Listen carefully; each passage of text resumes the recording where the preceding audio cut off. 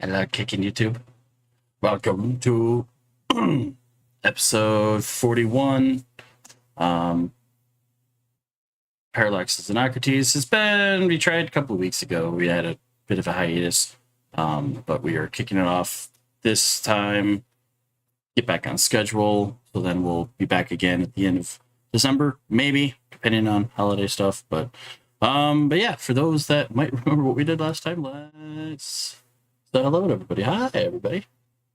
Hi. Realize I should pick up this book. Oh, there it is. Yes, thankfully There in the we go. pre-game lobby, no one can hear you. Didn't even realize you started. I didn't even realize you transitioned. I said it in 4 minutes. I was going to start regardless of who was here. So That Well. he did. That he did. Yes. I missed that. All right. Anywho, okay. Try it. I'm my trying to best remember what see happened my last brain time. recalls. No. So we, I believe last time, because I was gone the session before last time, if I remember correctly.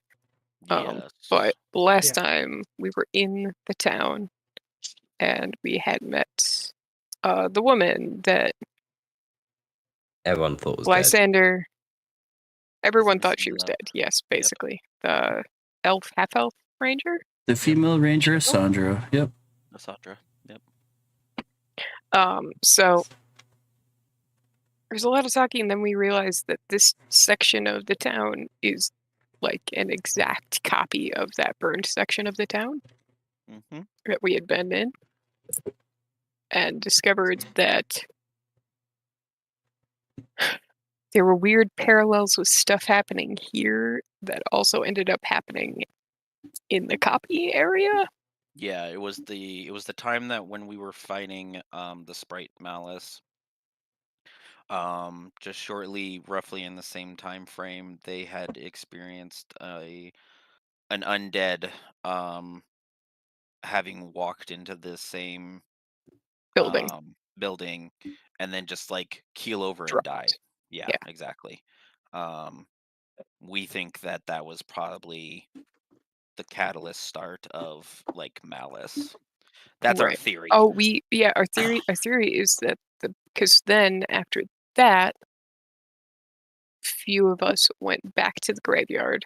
Correct. Yep. With the blacksmith who had took the skeleton back and buried him to figure out. Well, not with him, but yeah, he showed us where. Yeah. Yeah, it was. Went back, and then he had just found a random spot. Yeah, you, me, Mouse, and Thessalar.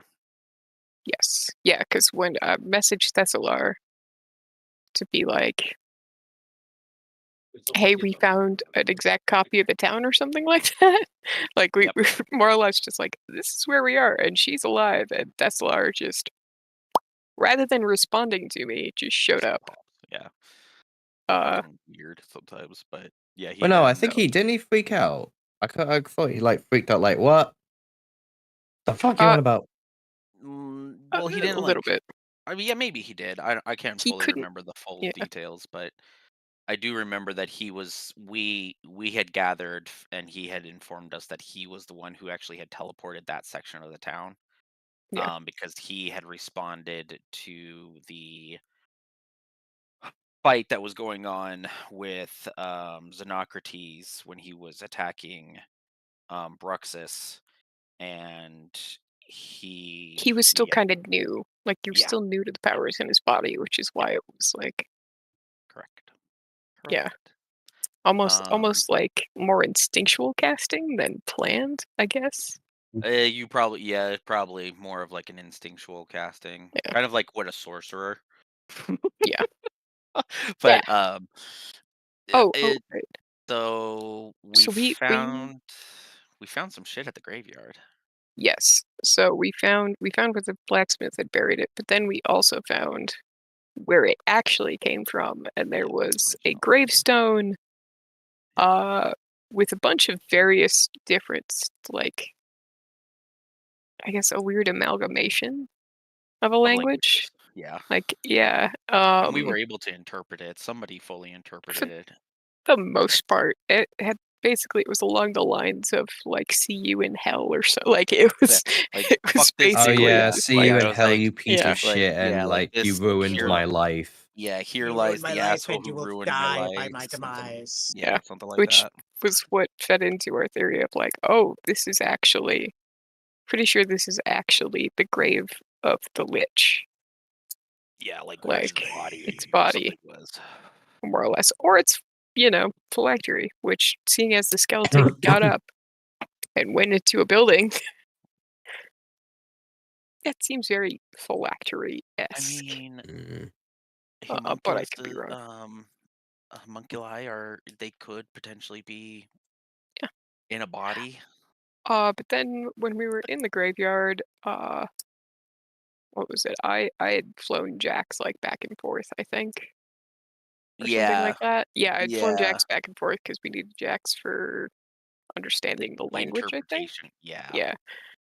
But during that process, while flying over, Bird Kythos saw something that looked fucking terrifying Yeah, and you was just like, saw. "We're leaving now. Yeah, yeah. We're And gonna go." basically, what it was that, and then we find out that it was the Malice. it's malice. Yeah, it's malice.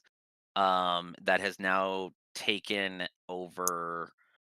What was Xenocrates' Onyx. copies? Onyx. Thank you. Onyx. I wanted to say like cobalt for some reason. And Oh, Xeno I mean, they're backwards. both stones, so you were. Or, The thing one's about it, metal, it's actually, but Xeno you backwards. almost. So It's Onyx. Xeno backwards. Onyx. Okay, that makes okay. Yeah. So But also oh, a weird combo of being Onyx, but also the fact that Malice, I believe, ate a dragon. I he remember did. Yeah, correctly. he ate an Yeah. undead dragon. So this form of this amalgamation of Malice Onyx is huge. Like it's big. It's been warped. Yeah, the body is warped and very monstrosity, and I think there was an image in Saturday's chat of what it looks like, or it was Yeah. in the game log.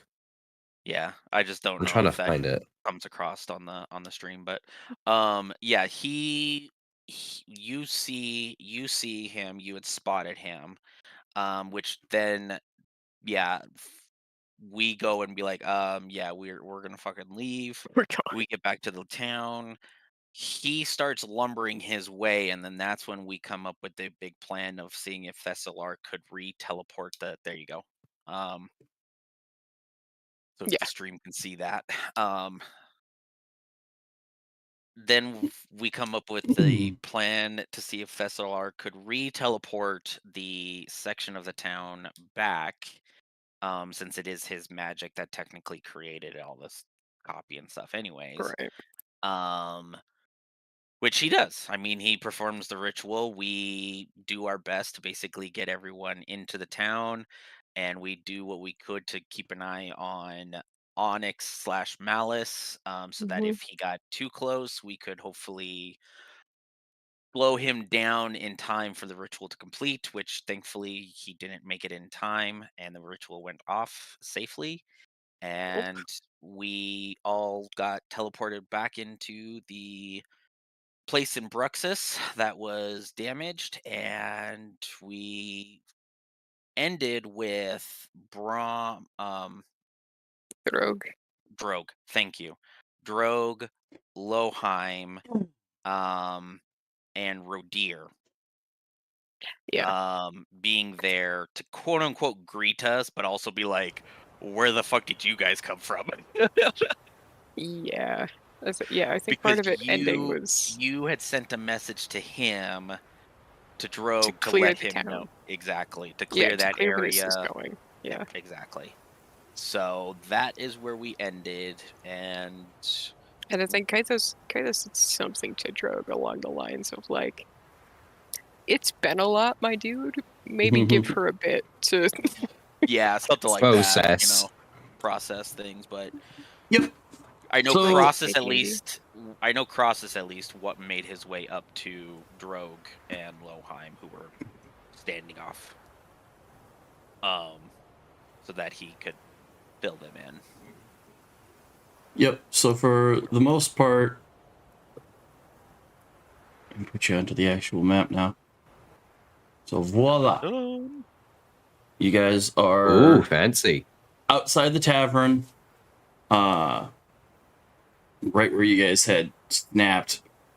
Lohi or Theslar kind of like is collapsed, you know, kind of like sitting on the stone pathway, just like ow. Cats will be cats. Ow. Cats will be cats. Assandra's kind of off to the side, and yeah, the Crossus and Kythos had like stepped forward a little bit to be like, so Sandra was watching. As Sandra was watching from the background, and even like Loheim is stepped forward quite a bit. Drogue is still kind of like just at the gate, and he's just like watching, like what the fuck had happened, because they had gotten some sort of a word just before you guys has teleported, because they were supposed to clear the area. Right. And yeah, just seeing the town as Loheim tries to explain, like the town like materializes within itself. You know, all the burnt structures just kind of like shifted into like pristine versions of the building and whatnot, and it was just like, it was weird to see how one spell was fading as in the other spell was taking shape. And so he's trying to explain it, and of course to come to the magic users, you know, he's just kind of like, I'm just geeking out. That was fun. That was really strange. I guess this is just like, right. He was watching like two, like he's explaining, like it's like watching two illusion spells clash on the same exact spot, kind of thing. Like one's fading while the other one's fading in. And he's geeking out, and Cross is like, well, you should have been in the epicenter of it all. That was a trip. Just as quickly too, as Loheim looks around, he starts pointing out changes. Like that didn't always look like that, and that building was smaller at one point, and that didn't have a stable. And you know, the group kind of lets them know, like, well, yeah, because this has been they had to learn how to survive on their own. Like, things adjusted. Yeah, time didn't just stop for them. Yeah, how long ago was this section of town destroyed? 10, a decade? 20 years ago? Yeah, 10 years literally ago. like 10 years. It's been ages. It was like a decade. Yeah. That's what at least you keep timeline. Yeah. Long enough for someone like Lysander to go crazy with that love-struck loneliness of defeat kind of thing. Right. But yeah, the group is back. Theslar's kind of plopped over. But yeah, even Drogue is like, this is strange. Like it's like a memory for Drogue as he tries to explain that in his head, like this whole section, this whole area, all the people in it, like he has seen people that he hasn't seen in a decade. Right. Yeah. And he's somewhere a little you could tell he's a little emotional right now, somewhere cross between like he wants to be happy, but at the same time he's all like, what the fuck? Because it's a lot. It's like finding out that someone you were once close to faked their deaths, and so you've written them off as like they're dead and gone, but then magically knock on your door and you're like torn between, I mentally wrote you out of my life, and here you are again, kind of thing. I hate you because you were gone for so many years, but I love you because you're here now, and I'm amazed. And it's like so many mixed emotions. Yeah. Mm-hmm. Yeah. Whereas like Loheim wasn't part of like the original group, so he's just geeking out over the magics of everything, and Loheim wasn't part of the original group. Loheim was not part of the original group. I think you might have mentioned that, but I can't fully remember. That might think, right? He came. Yep, he was essentially what you would call like phase 2, because the first were part of the first wave that showed up. Right. And then as people just started getting pulled willy-nilly in little groups here and there, Loheim was one of the next groups, but he wasn't part of the original grouping. Right. Drogue just found him because of his... Did the original group get here? 20, 30 years earlier. 2030. About would that have been earlier before the big fight war thing? Yes. Okay. So it's Yes. been roughly about 30, Almost. maybe 40 years since they've been here. It's probably been probably closer to like a grand like 50. Between 40 or so 50. It's possible Kythos was in phase 2 or phase 3. Because I know Most Kythos likely. was stoned for a while. You were 30 is what 30 years was Kythos. Yeah. So yeah, Kythos in retrospect would have, based on the time frame, if he talked to Lohheim enough, Kythos was essentially like phase 2. Came in around the same time as Lohheim, as a cub, as a like a child, like a teenager kind of thing. No, because I got no? stuck. Remember? Yeah. I came in as like 2030, like No, somewhere yeah, in my no, 20s. it was the kid who became the mayor. Never mind. Yes. Yeah, that was the thing that clued Kythos into like, oh, I've been. Yeah. Oh, Well, I've been stoned. While I had Kythos that was reversed. in stone, while he was in stone mode, he didn't age at all. Mm-hmm. And surprisingly, even if you would have come in either at the same time as Lohheim or after, Lohheim doesn't have that familiarity. So you probably did. You probably were like sincerely early phase 3. Yep. Because I was up at the foundry, Yeah, away you from popped this in. huge city. Yeah, Yep. you never. I don't think you ever, from what I understand from the original, is that you never made your way down to Bruxus. You had popped in and you made your way over to Foundry, and that was kind of where you had settled yourself. And you would have popped in after, as what they call the flood. And then they had me go fight the Aboleth. Yes. Well, you went to go looking for the Aboleth, and when. And then you guys found me.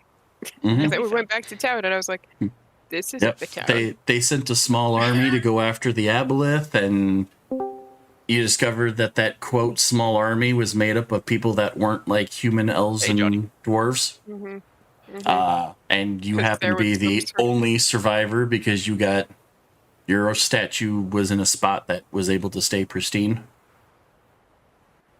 Yay. Well, and she wasn't and he wasn't fully turned into stone. Like, I don't remember who sensed the life force, but it was like, as you had described it, I think it was when we had the other of the psychic abilities. Mm-hmm. Something with the psychic abilities kept me from something. But yeah, you were not fully petrified.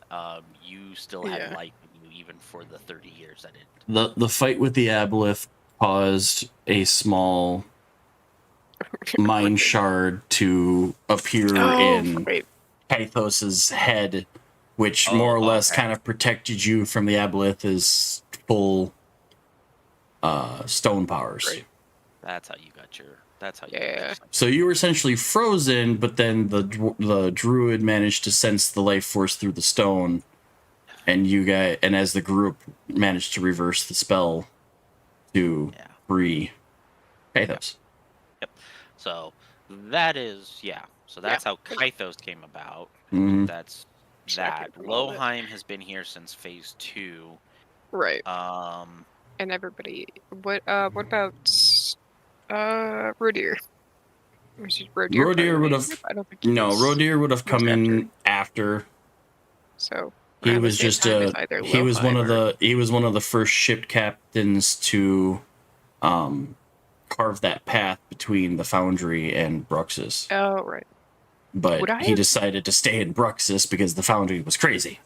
Would I have seen Rodier?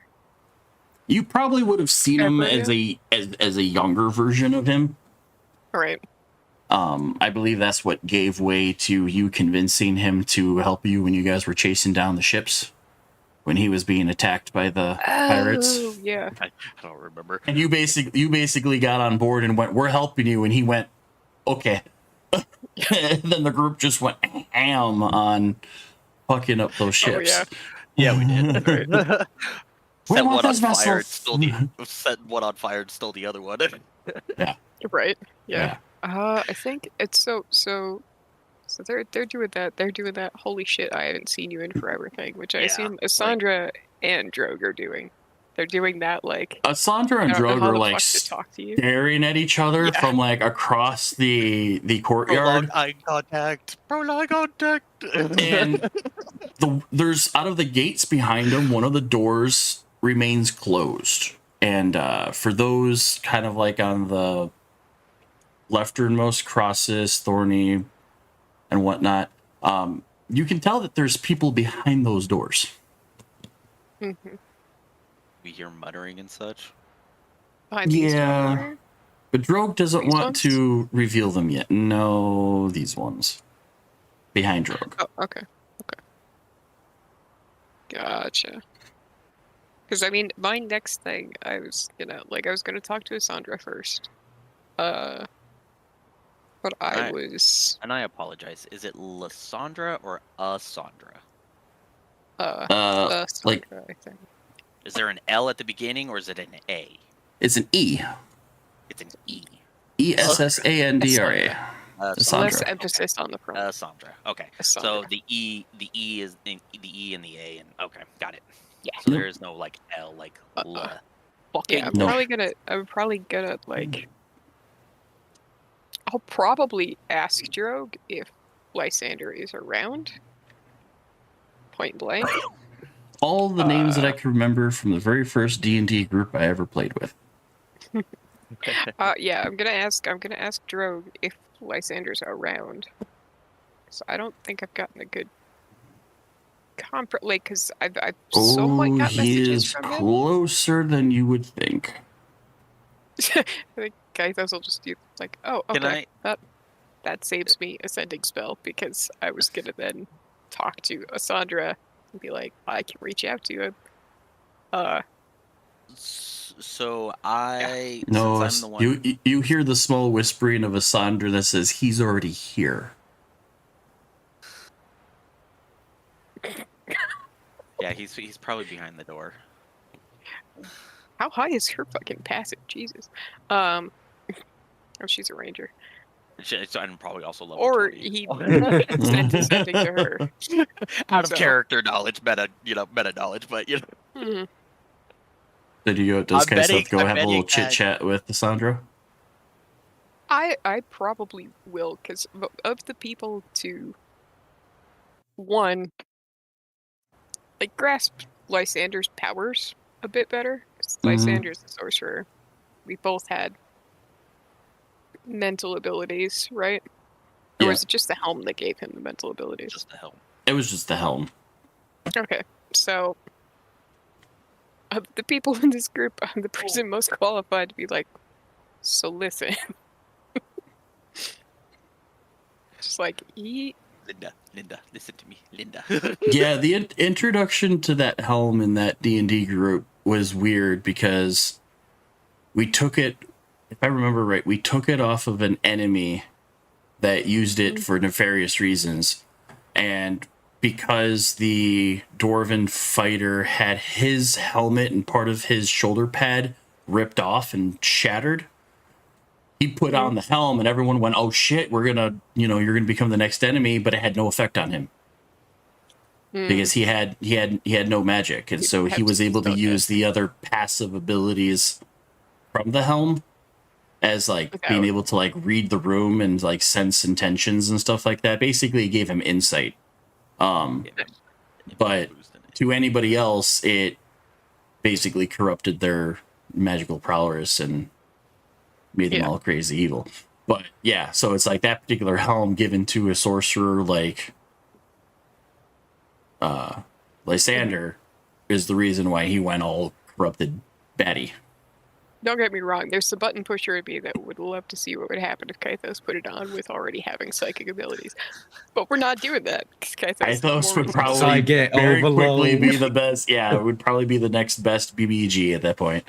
Yep. It'd be like be Yeah. like the one room where it just slowly corrupts you and you turn into like a very evil version of Oh Spectre. gosh. Like just Like imagine the helmet gave Lysander psychic abilities. You already have psychic were abilities. strong. You could be Yeah. the clever BBEG that is like slowly corrupting everybody through psychic whispers. Yeah.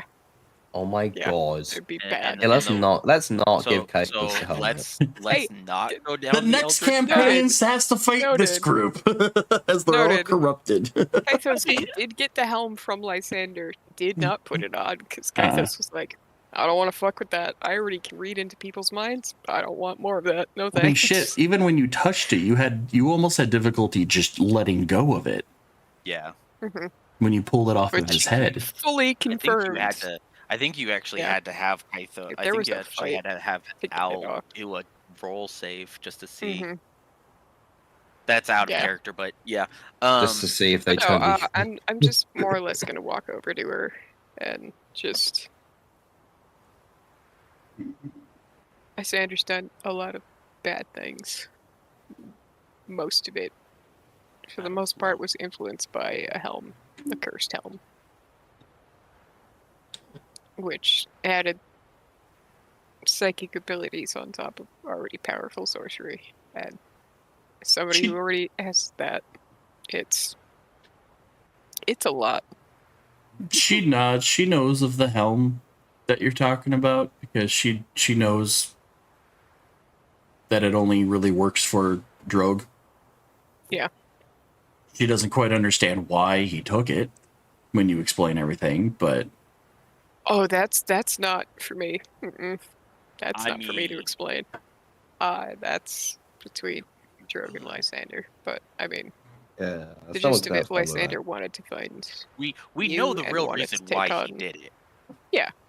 Well, we're not going to talk about it. Yeah, Crosses would. I mean, I'm. Oh, I'm Crosses considering would. He for is the most such a part- gossiper.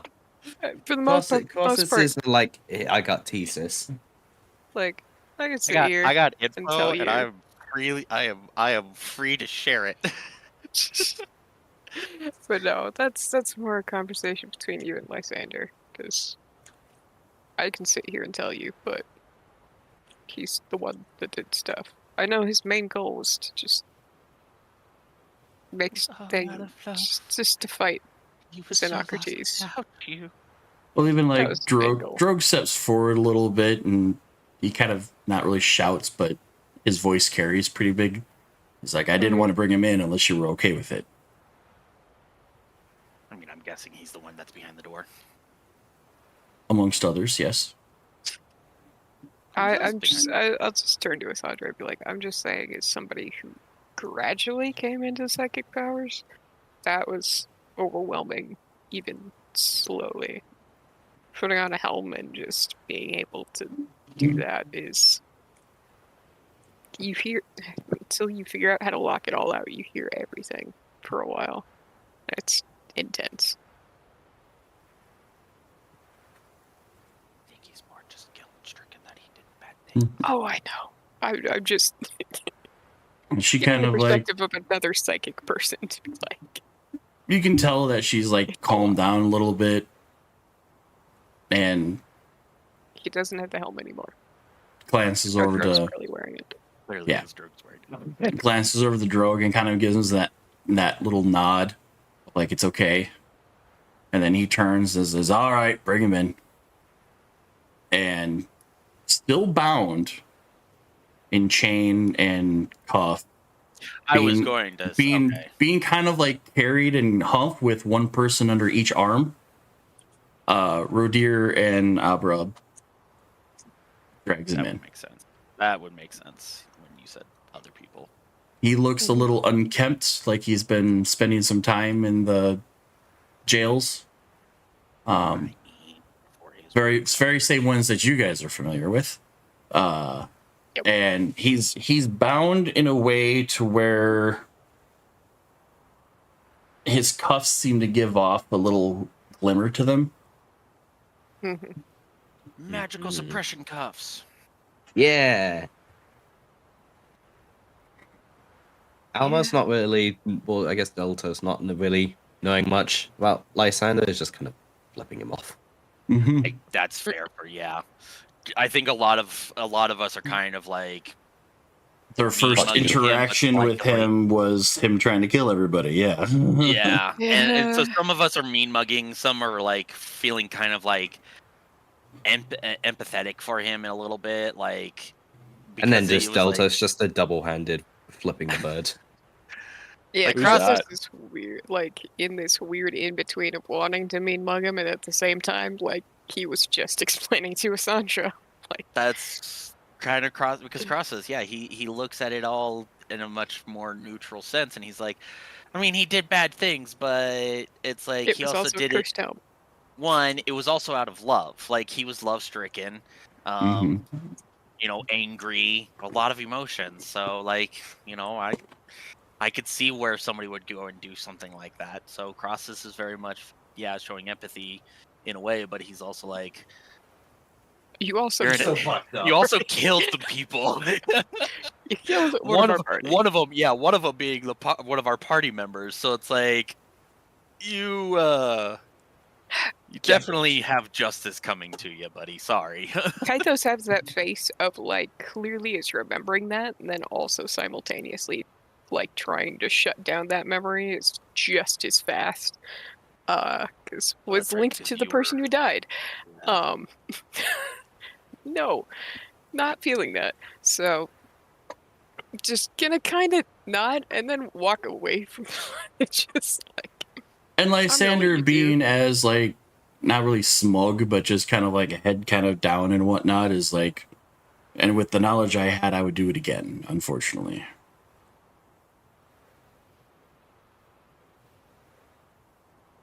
yeah.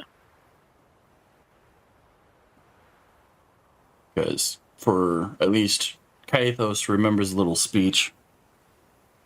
Oh, I The remember. helm gave I him remember that. the whole ass vision thing. Sight The of whole. something. No, Yeah. there was a whole vision of the future that he saw of Bruxus burning. Yep. And Like the town. Oh, what was it? I can't remember the name of it. There's the fishing town and there was the mining town, right? Apollona and Lake Jordan. Right. Epilona was the one Lysander was hiding out in, right? yes, Yep. Because Lake Jordan was the fishing one. Okay. yes.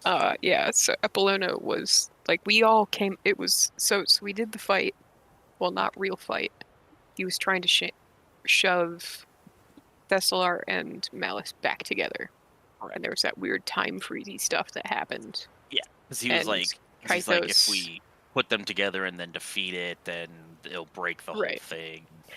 And then Kaithos talked him out of doing that Yes. because he was trying to be like, we break it all, we all go back to normal. And Kaithos is like, that's not a fucking guarantee. You're Mhm. creating. Yeah, like I don't understand magic much. You put Or doubt science much? in the mind of someone who thought his actions were absolute.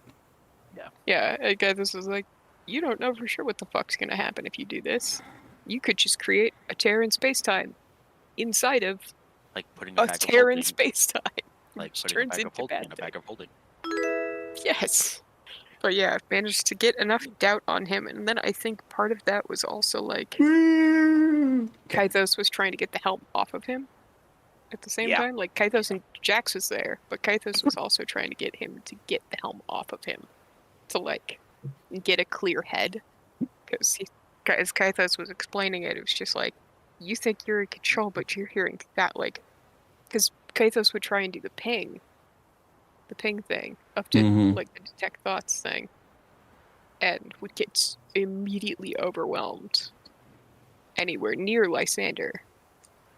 It was like you have thousands upon thousands of voices in your head right now telling you that this is a good idea. Like, dude, Yeah. it's a bad plan. And then we snapped out of that to the vision that he was showing us of Bruxus burning. Which I No, think we explained to Drogon them. The helm took an idea of his and intensified it. Because Lysander has always had that theory that they've spent so much time in Bruxus that Drogue has gotten complacent when the city should be preparing for another war. Right. The helm just amplified that he has to smite the evil to prepare for another war. Right. And that curse knowledge is the reason why, even though he sees you guys there, if he had to smite the monk again, he would have, because he sensed a darkness growing within the monk. Right. But at the same time, it was Kythos's conversation that allowed him to resist the helm just long enough for Kythos to rip it off his head. Yeah. And then he was immediately like, oh fuck, what did I do? Yep. So, which the answer was a lot. But at the same time, the group now understands what happens when malice combines with something else. And now there's a bigger threat, which comes to the next conversation when Drogue then brings up so you mentioned in your sending of a monster? Mm-hmm. And I will do a mind linky thing. The thing where if I'm concentrating with somebody and I do the mental link, I can show a picture. All I think is the Vulcan mind meld. Every time. But yeah, Kythos will link with Drogue first, and then I'll also show Loheim, because that's important for him to know. The mental picture of the weird amalgamation. And that was like, that dude's like huge size, right? You said? Large at least, I think. Large at least, okay. But yeah, I'll do to show the visual, like, I'll show the eagle visual that I got like from the sky of him, and then I think we just barely, because I think me and Crossus were on the edge of town, if I remember correctly, like to hold him off. Because me and Crossus or me and Protec, somebody. Yeah, the aerial allowed for you guys to notice it was coming, and then you guys were standing on the edge of the circle, as if if it got close enough and Thessalar needed more time, you guys were going to try to attack it while staying inside the circle to keep it away until the town could snap back. Unfortunately, it didn't get close enough in time, and you guys were able to retreat further back, closer to the group, until Thessalar made the whole town go poof. Yep. And brought it back here. I'll do the meld of showing them what we saw. Apologies. In that image. Be like, this is a problem. Because Malice is merged with both Onyx and a black dragon. It was, yeah. Mm-hmm. Yeah, it was not like, was it an adult or was it a? Oh yeah. Yeah. Oh, it was not an ancient, but it was at least an adult. Yeah. So while you're showing these two the image, Cassandra kind of walks up to where Lysander is, and kind of like stops a few feet away, and he takes a few steps towards her, and then falls to his knees. And he hangs his head low, and he sits there, and it almost sounds like he's starting to cry.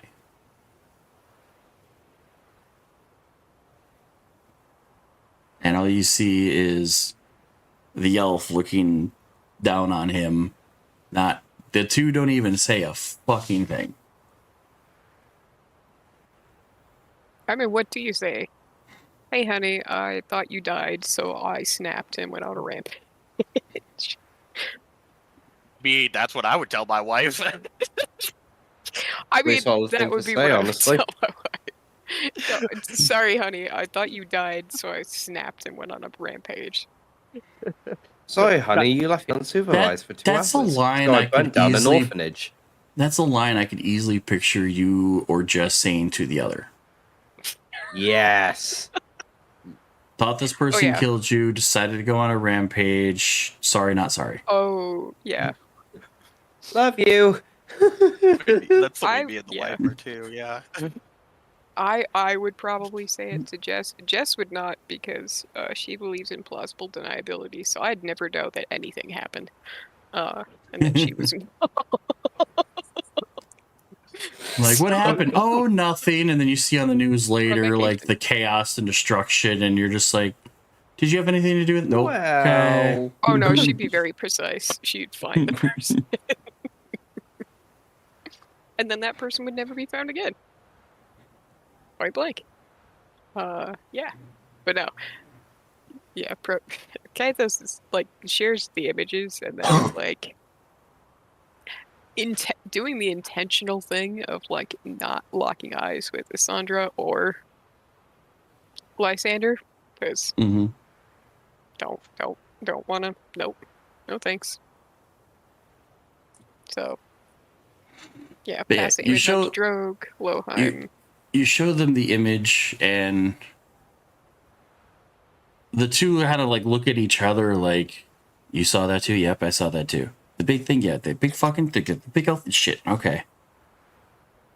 But based on your memory too, they saw how slow moving it was. And it was sitting there going, okay, we potentially have time. I mean, it took us, what, a week to get through that tunnel, at least?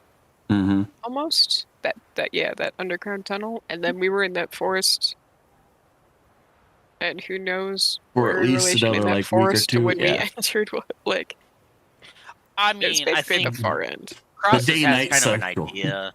Crosses kind of has a vague idea because he has the map that was given to him, so Right. he has a vague sense of where it might have been.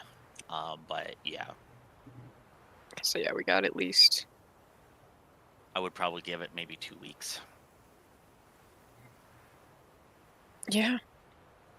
Yep. Surprisingly, though, from what Astrandra had told you guys, like even the fog, the thing that, like, the engine that created the fog, was not created by anybody that they know. They think it was created by previous adventurers who had perished.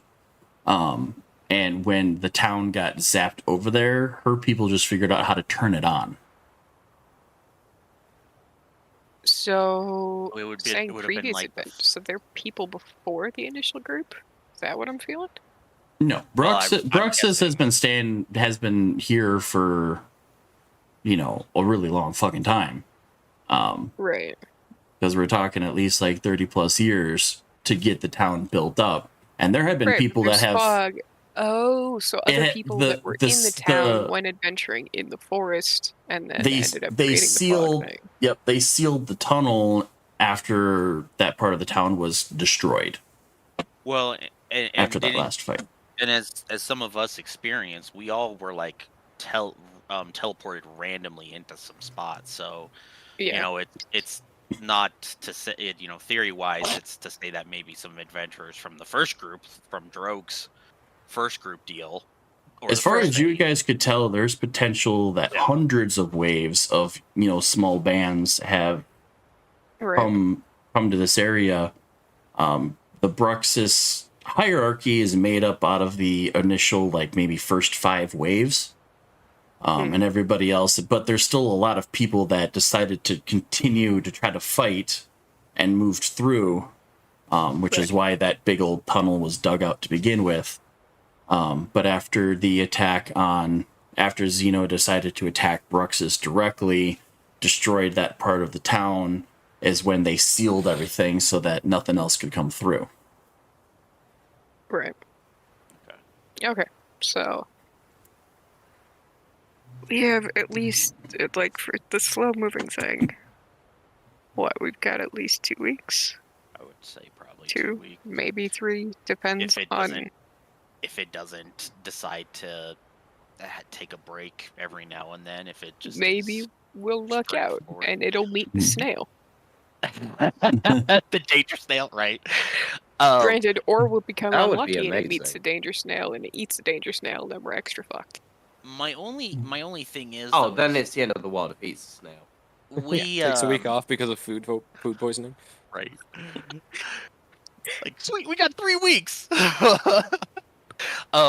The other thing is we really don't know its full intent, so we don't know if it actually is going to attack Bruxus either. It also could be wanting to go after Xenocrates and only sees Bruxus as either a means of getting more power because there's a lot of bodies here to consume. A lot of strong bodies. A lot of strong bodies, exactly. And two, we would basically be acting as kind of like a roadblock, as a distraction. For us, it's getting rid of a major threat. For it just sees us as like a side thing of like food source. Don't fuck with the food source. This is true.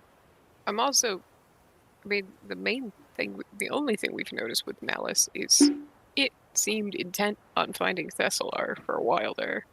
That is true. So if And Thessalar then is here, Thessalar came into the town where we were, yeah. and then all of a sudden it was coming towards us. So Yeah, the you thing guys- is, though, is You we guys know had more or less Thessalar- figured out that regardless of what body Thessalar has, Malice and Thessalar, if combined, would probably revert back to some form of the original Lich that had happened. theory. But in the different realms of combat you've had with the Malice, it has figured out that it can attain its own power through the corpses and whatnot. And so now it's not necessarily interested in rejoining with Thessalar if it can rise to power without Thessalar. Why get Thessalar? Now with the like magic, from what you guys know, the amount of magic that Thessalar has, if that monster happened to then defeat and consume Thessalar, that lizard beast mixed with intense lich energy would be That's when we leave. That's when we fucking focus insane. on how do we get out? That Yeah. How do we- just how do yeah we that leave? that now gain the powers of a fucking the potential powers of a djinn. Yeah. Mhm. Oh, thanks. Mm-mm. So Like, oh, we are fucked. Xenocrates, you wanna? Here's your worthy fucking opponent now. Fucking defeat it so we can all go home. honestly, the where Malice is now, it's a pretty Which is something solid that opponent. in Thessalar's stupor of being worn out and sitting there with Jax, that he mutters, he's like, in all of this, that is still the one entity we haven't physically seen. No. Xenocrates. We've seen Onyx. I thought we saw Xenocrates at one point. I thought he popped up. I thought he popped in at one point. We were maybe it was Onyx. I could be wrong. We saw we saw him in a Xenocrates in the vision. In that vision that Lysander showed us. Right, but I thought was it Onyx or Xenocrates who we ran into that summoned it wasn't the dragons, it was a different fight. I don't think Daniel was Onyx. I think That Daniel was had Onyx. just joined. It was Onyx. Okay. Every entity of this Xenocrates looking creature since the underwater temple Right. has been Okay. Onyx. Has been Onyx. Okay. Thank you for confirming that. Okay. Yep. So now my question is, we haven't seen Xenocrates. Xenocrates, Because right? the one thing that you guys noticed pretty early on was that all of the firsts have a clan or group logo on their armor, or on their clothing or chest or whatnot. But on Onyx, that is reversed. It's mirror imaged, It's like the which is reverse what you guys noticed in the water temple. Like, oh yeah, this has got to be Xenocrates as part of the. No, why is he talking backwards and things like that? Because he's a mirror image. So, new theory. Bizarre, What if- Bizarro Xenocrates. 'Cause Essentially, when is the last time Xenocrates attacked? Is it the big fight? the big fight 10 years ago. That would've He's been yeah. MIA since, according to the group, as standing here talking out loud. But see, the thing is, What thing if is- he got injured that? what if he actually took massive damage and wasn't able to do any movement? And then we accidentally released Onyx because we didn't know where the fuck we were, and we were stuck in an underwater temple. Yeah, But- because around the same time frame, it was Bruxus got attacked, Xenocrates disappeared, and then Onyx, the first, or what remained of the group, imprisoned Onyx. And then decided to sink the island that the temple was sitting on. So why What's up hide with- for 10 years? Well, and also, well, that is one the big question. Yes, Kythos, is why hide for 10 years? I mean, does anyone remember doing major damage to Xenocrates in the war? Like, how did it stop? Like, how clearly you guys are still alive. So how was he stopped or / defeated? I don't think anyone has ever told us that.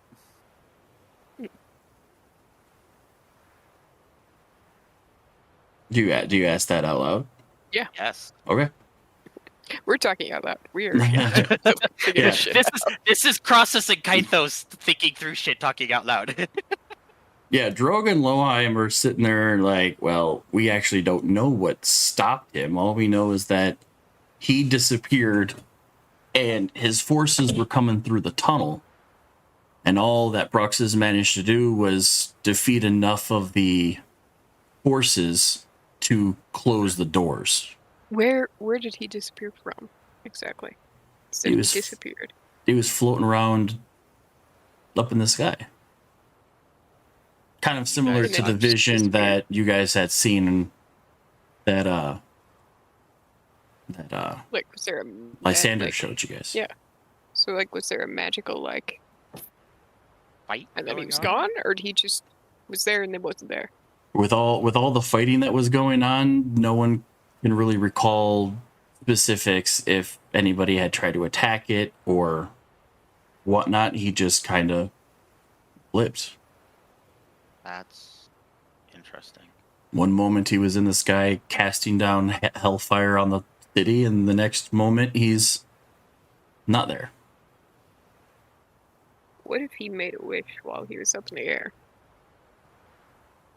Because this whole place is kind of based off of him's whims, right? Yeah. Yeah.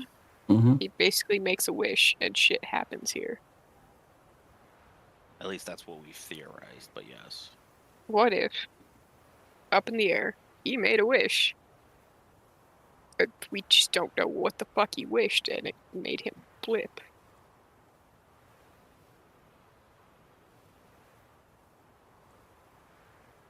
And just then disappear for 10 years? Or Xenocrates is no longer in Xenocrates form. He doesn't look like Xenocrates.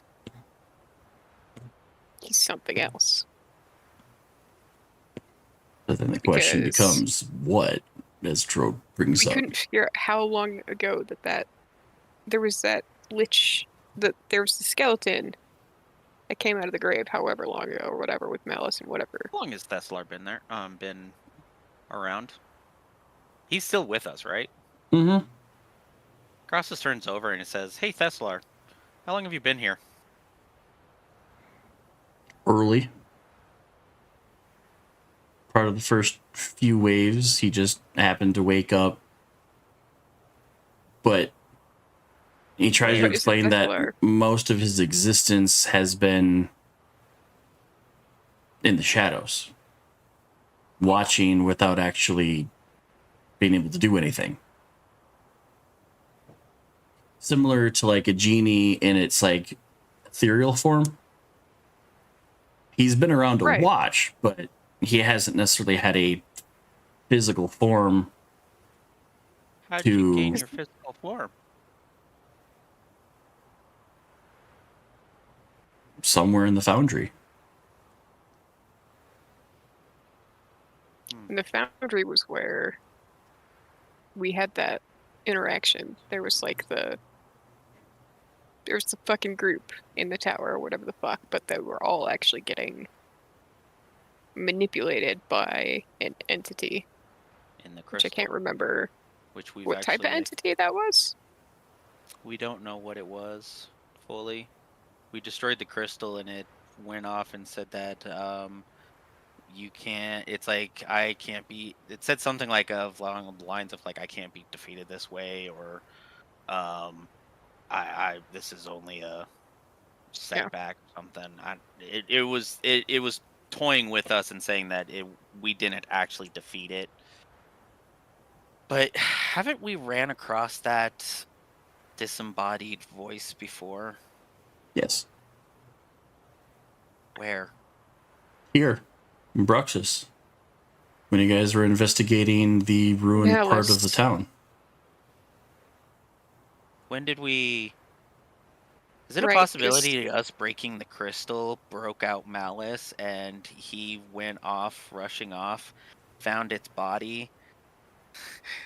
This is Cross is just making small, minor, weird ass connections right now, but this is his theory.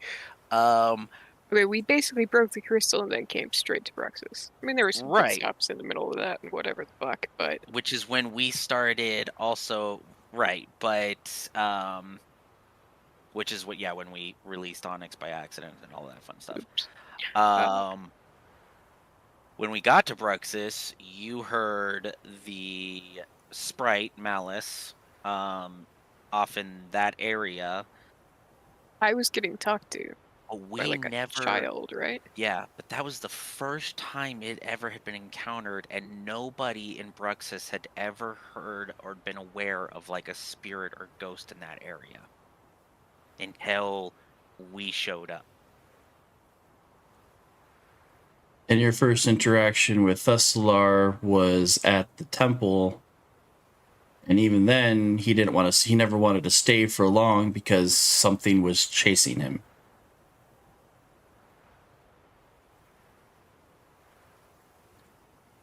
I think Crassus, has made the small theory connection of that we might have accidentally been the ones that set Malice free. You gotta put labels on things.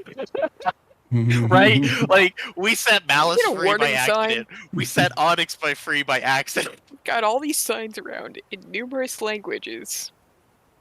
You know warning signs. The spirit, this essence of Malice, having been sent free from the crystals, goes off, finds its maybe possibly its original body. But remember, too, there was more than one crystal you guys destroyed in Foundry. Mm-hmm. There's one in the The catacombs. aboleth. In the Oh yeah, there was the one in the catacombs. There was one in the catacombs? Mm-hmm. Yeah, we went down. A hole had We had to emerged in the middle of the town, Yeah. Right. and you Where guys the went hell was? adventuring. We went down there. There were a bunch of lights. Like, there were a bunch of smaller lights that we had to put into pillars that then Right. activated a huge fucking thing. Right. I remember that. Oh, now I remember the crystal. Yes, because if anyone got too close to it, they something happened to them. Andreas. Oh yeah, Like and Lynn. and Both Lynn. of them. Started to So gain then some kind we- of psychic condition that made them go kind of like crazy or whatever. Right, and then wasn't there a crystal with the aboleth? No. There was an No. altar where we got a vision. Yes. And then So there was the crystal down in the cavern. There was the crystal up in the cave. Or up in the tower, sorry. My bad. The tower, that's what I'm saying. But were those two actually connected?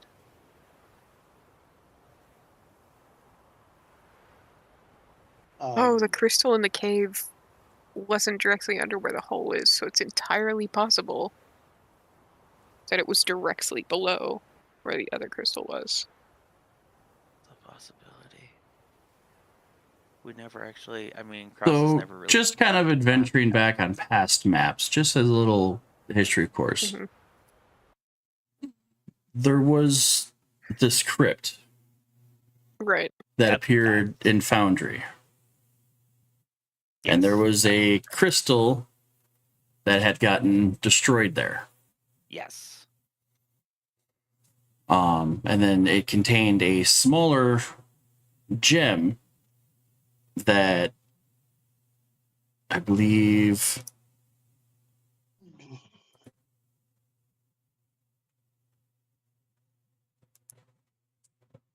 that led you to the secondary crystal here Yep. In the tower. Yep. in the top of the tower.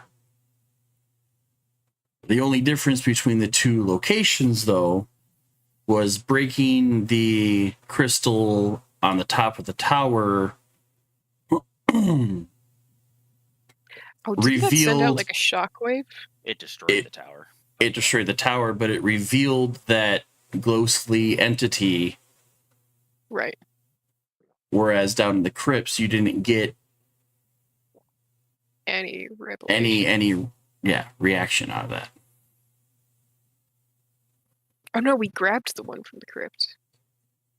Smashing the large crystal gave like a key that allowed you to, it not only brought you to the other crystal, Right, Yeah. right. Cross has had it for a while. but it was also the Then when key we to got the other destroying this crystal. crystal too. It was, which Which if I sent out a remember correctly. shockwave, which knocked down Jax, which is what revealed Jax being a changeling. Changeling. Yep.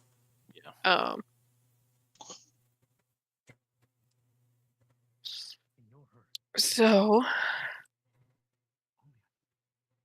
Is it a possibility that basically the crystal that was down below in the crypt was a key crystal in the lock? crypt. Was Yeah. basically a lock. Because basically powerful rituals need to have some source of magical energy to keep going, and if this is a prison, it's going to need a key. And basically we broke the key, or the lock, that was holding the crystal up in the tower, which was probably keeping the spirit, whatever it is. If it was malice, then Because you guys are playing a lot of theoretical guessing games, roll me, I'll have anyone that wants to roll me either an insight or a intelligence check. insight's good. I like. I'm having questions because I'm going to talk during the session at one point. No! So who killed Lynn again? Lysander. Lysander, Who's here under the right control of the helm. Okay. Kaithos has been Lysander. Kaithos has been keeping an eye on Lynn. Cause yeah, Kaithos knows. I was gonna say that with still, Liv is still getting over the fact that she's still looking disgusted at him for now. I'm still watching her. I'm still like Kaithos has been doing all of this talking, explaining, and like every 10 seconds or so, I shoot over to Liv. Just like, yeah, we're gonna just gonna keep that clocked for now. Well, Yeah, I don't think we can. Nobody connected dots. Can I try insight as well? Yeah. I have a Buckets. 7 to my insight, and I roll a fucking 1. So what to roll again to understand? Got no modifier. Insight or intelligence, yep. Yeah. I did better than my int. I'm seeing if I have a. No, I got a natural 1. The game's And- like, no, you cannot put this together. I can't. Yeah, right? Like, And of course, I'm trying I to set think. this DC as a 15, and no one hit it. Well, let me. Trying to see if there's that's like the worst thing is, like, I have a 7 to my fucking thing, like, and I roll a fucking 1. It's like, really? Like, I hate these fucking. Yeah, as you fucking guys are dice sitting there sometimes. talking, we're gonna have We're talking out loud. we're gonna have a particular bard pull out an instrument and just start playing a little tune as like background noise. Ends up inspiring the group. Okay. Group So you have to roll again? inspiration. What does Yeah. what And does what that do we do? roll on What top does of that do again? Everybody So just roll gets once again. everybody gets an extra D8 unless you just want to re-roll. I'm just gonna reroll. I'll take the reroll. I'll take the reroll. I was gonna say, And I What the got fuck? one. Fuck. there we go. Process, you also rolled perception instead of insight or Oh, did I? intelligence. Oh, thank fuck, Thorny. Thank God I fucking. Well, Okay, so I had now a plus roll. 9, but in that one, All right, I'll take an This 8. is bullshit. I'll, Thank God, I'll 40. re-roll my intelligence, I guess. Oh, Cross has read it as well. Okay, thank God. Doesn't want me to know. Doesn't want me to know Now shit. one. I got a 1. I got 1. These new dice are Fuck, cursed, I'm convinced. Granted, So- keep in mind, Kythos, sorcerer, barely has a grasp of magic. It's like understanding. So we're talking about arcane laws and shit. Kythos is like, So while you guys are kind of chit-chatting and like Kythos and Crossus are like, I think I'm putting it together. Thorny's just straight up like, hold on, when did you start, like points at Kythos, like when did you start hearing that one helpful voice? what we got? Roxas. Yeah? No, Was that one? No, when did I start hearing it? we started hearing it fairly early in the Foundry. Like when I first got there? Uh-huh. Or like with the group? Around the same time that Crossus had noticed the strange writings on the wall were a mix of the different in that underground crypt. When you noticed that all of the markings along the wall were a mixture of languages. Like But But Thorny didn't then figure just it be out like, until much "The later of what languages they were. Crypt. I don't The remember. crypt is when I started hearing. That very first crystal. interesting. The first first crystal crystal? was malice. Breaking that first crystal. No, Is that what I'm getting? no. No. That first crystal is around the same time frame that Thessalar says he could start helping. We unlocked Thessalar. And Malice. And then the tower, which the crystal had been surrounded by people, had been slowly corrupting the monk tower. And So destroying that lower crystal crystal. actually released that second Malice. ghostly entity. And of course, destroying the crystal weakened it severely. And you guys didn't But see that second- again. Because, yeah, Thessalar said he was more of an essence. All he saw was shadows. He couldn't really do anything. But he's been here since the beginning. Mm-hmm. Which exactly is, as everyone even said, the tower was even there before Foundry even started. Yep. The Foundry Tower was the Tower of the Jinn? The Lich. No, the Lich. So basically, the crystal up at the top held the essence of Malice, or the sprite that we knew of. The crystal down in the bottom in the crypt held the essence of Thessalar. We broke them both, releasing them both. Is that what we're grasping, Timmy? It's the reason why Thessalar didn't have a physical form until you guys got to... So that ghostly sea entity temple. up at the top was actually Malice, but... Or is that a separate entity entirely? No, No, it's Is that you group was guys- getting... Okay. It was just because it's... Think about it as its cage was right there in the middle of the room, Right, okay. acting as like a light source for the tower, but all the monks were bad and trying to corrupt the town to being so So, anti-purist, Yes. or wanting to be Okay. purist, which is why the town was so big of yeeting anybody that wasn't an elf, human, or Yep. Which Dwarf. Kathos is like, yep. Still kind of. So where does the djinn come into all of this then? Dueling right now. Why is it them at some point? I'm sorry. Repeat that question. Where does the djinn come into all of this? That's a very good question. The djinn is gone itself.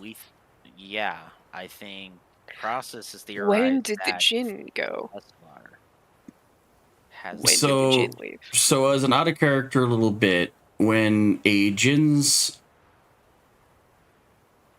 lamp Mhm. is destroyed, the genie dies because it's tied to its power. Right. And it generally does one last act of fuck you before it goes. The lich. So, what That- exactly is the difference between a genie and a lich? A Branding. lich puts its soul in a phylactery. You know, for anybody who's seen Harry Potter and the 7 different pieces, is what a lich The does. lamp is the phylactery can- in the case of the yes. genie. Yes. So the Branding. lich thought It's that he branding. was being the lich thought he was being clever by making a genie's lamp his phylactery. Oh, the genie's last fuck you was separating the lich. The two halves of the So lich out. when Xeno confronted the lich and managed to finally destroy the lich's phylactery to kill Thessalar the lich, the genie popped out as in what the fuck did you do? And in the last fuck you, read Xeno's mind, went, oh, you want, your own place to rule, and here you are. This entirely constructed thing was the genie's last snap Fuck you to the before lich. it perished. Oh. Because So- the initial group was here to fight the lich, right? Yep. The initial what- group was yeah. here to fight the lich. The lich fucked up. So the genie's last fuck you was to give Xenocrates full power over the land. But because everything that Xeno imagines comes true, the question becomes, well, Thessalar doesn't look quite like a lich. Because the last image that Xenocrates saw was the image of a multicolored genie. It's the reason why you guys have questioned Thessalar's appearance. He's basically a humanoid version of what he looks saw like the as the genie, He's, as the lich's powers. but isn't actually the lich because Malice is the evil that Malice- was the lich. Yes. Like the evil entity force of the lich. Yes. Thessalar is just a constructed creature with powers beyond his understanding. Thessalar is basically a really superpowered fucking wizard Mm-hmm. prior to becoming a lich. Yep. And if he merges back with the lich's dark intentions, would essentially become the new re-embodied version of Thessalar itself. As just a lich. Mhm. We now have to deal Yeah. with a lich. Yeah. Granted, Essentially, we don't want that essentially, part, but Malice have that. Malice is the lich's soul. Yeah. yeah, we don't want those to go down. trying to find and figure out, try to re-embody itself so it can find a new phylactery to stay immortal. So, it's But like as I at the said, same time, as you guys have figured out this realm, death has a different thing when things don't die. It's the reason why the Malice was able to exist in a spiritual form, because no one really dies here. So now the question is, so basically, Xenocrates is a djinn now. Kinda. Kinda. Because I mean, whatever he he- wishes comes true in this realm. Mm-hmm. Well, he wishes, so he can't. Right. grant it, He can't give it but to yeah. other people, but he's like his own djinn. He's his own ruler. Yeah. So, he just disappeared in that fight. Nobody's seen him for 10 years. At all. Has Mhm. anybody tried scrying on him? when you ask that question, you see like the magic casters looks kind of like we are not. Yeah, like no one even thought about daring to try something like that. Even Loheim's like, that's a brilliant idea to see if he's still here, but we don't want him. We don't want to poke the bear. I mean, your options are you don't want to poke the bear, but if the bear is growing in strength and poking the bear stops that process, do you really want to wait another 10 years before poking the bear and it's even stronger?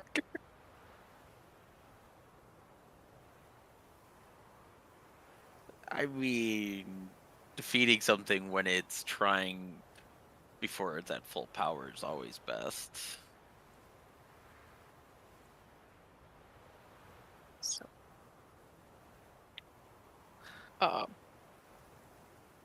yeah, I mean, like, I get you don't want to poke the bear. I don't know how to fucking scry. As you guys have also like been talking, outside of the walls, you're noticing the rest of the town that came with you guys are like starting to like you see a bunch of little heads staring outside of both gates, like, or actually there's 3 gates because there's path back here, path over here, and path over here. Like the townsfolk is like, what are they talking about? I don't know. They're talking about going fuck. Like they're trying to like figure out what the hell's going on. Yep. We're all trying to figure out what's going on. Yeah. Okay, at least so we have one part of the puzzle, a solid part of the puzzle figured out. The whole Thessalar Malice thing, how that came about. Yep. Jin's not here, So- except Xenocrates still has Jin powers for himself. So now that if he everyone's disappeared mid-battle and has done nothing since, what the fuck did he wish for? That's the my big only thing. He probably wished for something and then all of a sudden didn't have the outcome he thought. who knows for sure? Or Xenocrates is the realm that we're in and we're just fucked. But going back now that the whole group's together, I know like Kythos was always worried that Thessalar wasn't on your side. Like, you can't trust this person. We don't know what his powers are and whatnot. Like it kind of like puts together all the pieces of, okay, so you are actually good guy with bad guy powers, and the bad guy is now in the form of another bad guy that makes a super bad guy. But the big bad guy is MIA. It's kind of how you guys are figuring it out. Like, okay, good guy, really bad guy, super bad guy, MIA. Yep. The fuck. So, I say, we say fuck it, and try and scry on Xenocrates. Because if he does decide to randomly show up or whatever, he then becomes a huge target for our Malice friend who just wants to gain power. So then he'll have the option of trying to deal with us, which, honestly, smaller issue compared to Malice, in my opinion. Or he has to figure out what to do with Malice. Mm-hmm.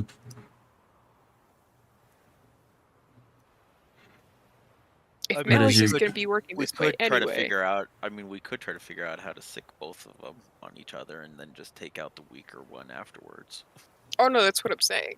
Is Oh, we okay. scry on Xenocrates, and even if it draws him out, it's drawing him out at the same time Malice is potentially coming our way anyway. Does somebody know how to scry? I don't. Opera might. I was gonna say. I don't know if she wants to. Or Loheim? But as you guys are you like to talking say that about for that, Lysander. Loheim? Lysander? Loheim is very quick to be all like, so first things first, Okay. we should I'd probably say Mac check would on the shout when they town. see- Huh? Okay, I mean, think that I'm was gonna- probably maybe something that we should have had been going with, like. Yeah. And it's like, they're all like, you know, like, so first things first, good idea. But Yeah. Check we on the need to town we need to after the check on the teleport. town. You guys need a place to stay. And we can try to figure out what to do from there. Yep. Get there, cat. I mean, yeah. Um, Once they like check on stuff, guys. Like, oh right. Abra mentions that there's still plenty of room in the hospital for you guys to stay again. Plenty of beds and whatnot. Throg admits that when you guys were gone, he hasn't quite cleared out or built any kind of like housing for you guys yet. He's like, we've been a little preoccupied. We don't exactly stay in the same spot for a while. Yeah. And so Thing is, Abra's though, is like, we have kind of come back to Bruxus, like now what? twice. This is Right. Twice, yeah. We've arrived once. We showed up once. First arrival. Went off on the adventure. Came back. Then went on. Came back off- unconscious. Yeah. Yeah. Was here for like 2 weeks or so. Then left on another adventure, and now we're back. Now we're back. I feel like this Just may as So abruptly. the first time you guys were there, you guys still had the ship to stay in. Right. Well, Yeah. the first time we were here was probably our most normal coming into town. Mm-hmm. Because the second time we just washed up on shore, and this third time we teleported in with a fucking section of the town. I bet Whatever happened to the second people are ship? probably. I bet these. I don't. Oh, what it did? Oh, didn't we sail the ship? You guys were to Lake found. Jordan? Yeah. And And then you guys were found, like they On like shore. like Rodir and a boating crew spotted your vessel unmanned because you guys were all unconscious. Right. So our ship's and somewhere here. They guided the boat in, so it's potentially still in Bruxus. Still been sitting in the harbor. Andreas will be happy. So Oh, after we, I'm gonna look at Loheim and be like, after we check on town, walking through a weird door, shit happened to some of our magical items. We should review that with you. I Yeah, can that's very nice. We also see what we very can do nice. with that. Um, But yeah, A very nice jet black egg. Rodir ends up leaving with Lysander, taking him If I back find to out his that I cell. can fucking hatch it, I'll be so happy. Drogue ends up taking Asandra to go chit chat off somewhere. Loheim and Abra kind of bring everybody back together. Cross his teeth. I'm gonna go find the older Leonid dude that we found. Check Oh, on the him fisher, and the the kids. fisherman. Fisher. Right? Yeah. The fisher. It's just like there's I'll people check I on the know, other I can Goliath. fuck with them. God, the familiarity Yeah. with my people, So- please. I'm going to So- the tavern. I need. So for first I need off, something to chill me. Crosses is like it's been. so for the first off, you guys get kind of Leonids don't do a lot of teleporting. you guys kind of I get mean, guided general- back to the hospital, so you guys can pick a bed and drop off gear and stuff like that. Thessalar ends up taking a bed. They close the curtain and just let him rest because he is completely still drained. My bed. And Abra and the nurses has pushed all of the other actual sick people to beds further away so that, you know, there's no running into each other. So it's like, all right, this part of the hospital is for the actual sick. This part is for you guys, at least until Dro can figure something out. We're Um, recovering adventurers, so we'll. Mm-hmm. And that's another bonus to Abra's hospital is that, you know, there's constantly plenty of like food and drink and like meds. I'll look at, you know, I got a burn, cool, let's solve that. Okay, look, I got a cut, let's seal that. And so it's like it's not just magical healing, but there's all the things that you might need to recover here. And so Yes. Like Crosses does, yes. Yeah. It's, we I stop, mean, stop there'll here be first, drop shit off, and then he goes to tavern. all right, so we got Tavern Seekers, we got First, I'm gonna hit up Jax and be like, "Can you press digitate?" That forest was humid as fuck. Now we got the salt air and shit. yeah, give me a second. It's doing whatever the fuck it wants right now. And I don't like it. Your hair, It's my your dry like environment. Yeah. You're very like Not in the fucking frizzy and like Sahara. on end and maned up and whatnot. Like, I got you cleaned up. Hold on, don't worry about it. Sweet, cool. Now I've got to go find the Leon and the fisherman. So fuzzy. Which is like the other half of it. Like, Kaitos usually doesn't give a fuck. But there's been a lot of that, like, seeing the eyeline of folks who just want to pet Floof. Can I Kaitos pet be like, Kitty now? nope, Please? nope. When So, I'm an yeah. actual cat, that's fine. I'm retaining my dignity. Just To go once. to the fish. So Crosses goes to go drink, probably taking Andreas with him at that point, just because it's like, fuck it, we got to go have a beer or something like that. Something alcohol content. Oh yeah, Andreas wants. And then Kythos went to go check on the Leonin, and Protech went Yeah, to we don't go teleport check on on. the Colossus, or the other Goliath. Alamos Liz is isn't, trying to find something to eat because she hasn't eaten in a while. Okay. Alamos isn't quite sure what to do, so she's Stupid. just gonna go to wherever the fuck Loheim is. Okay. So you end up finding Loheim back at his Oh, may I serve you? workshop, which kind of looks between. God which, damn it! Loheim's workshop That's what I is was gonna weird. go for. Damn it! Sorry. Loheim's workshop is kind of weird because it kind of looks like a combination of like 4 different shops.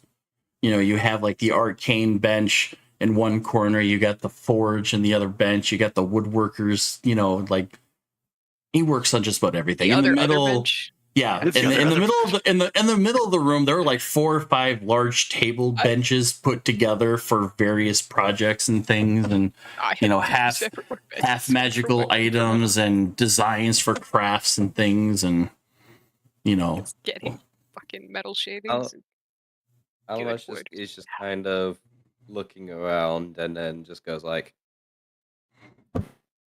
Copy. I need you to do something. What can I do?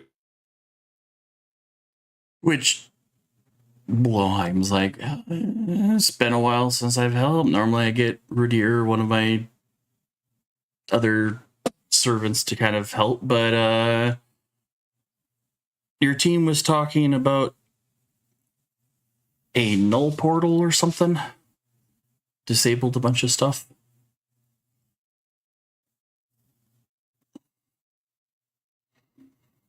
So why not? Oh, yeah. That was fucking annoying. Did you have anything that got turned off?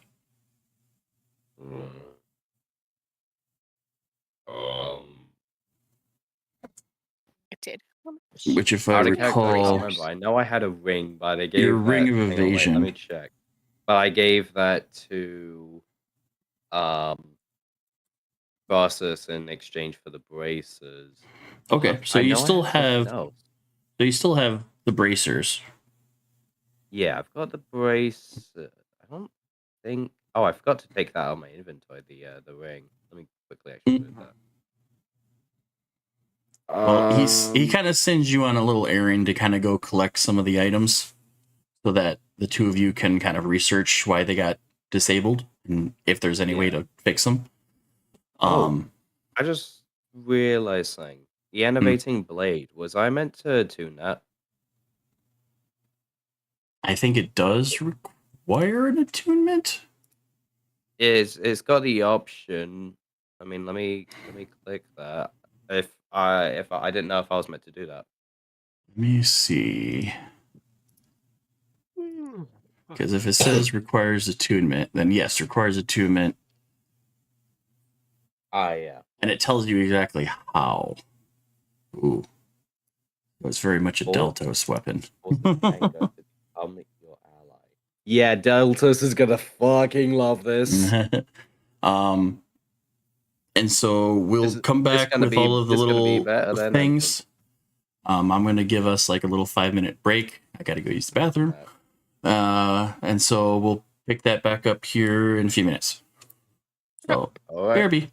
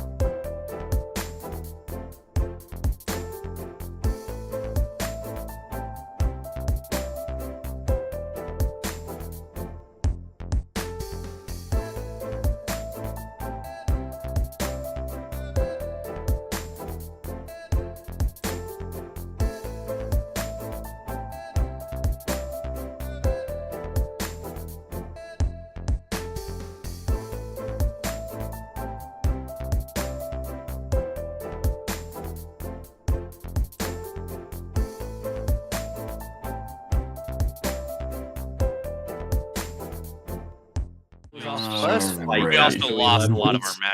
our a few of us lost our magical equipment too. Mhm. So that fight was a little bit more on the difficult side. Yeah, so there Okay. was an adjustment. That's all. So,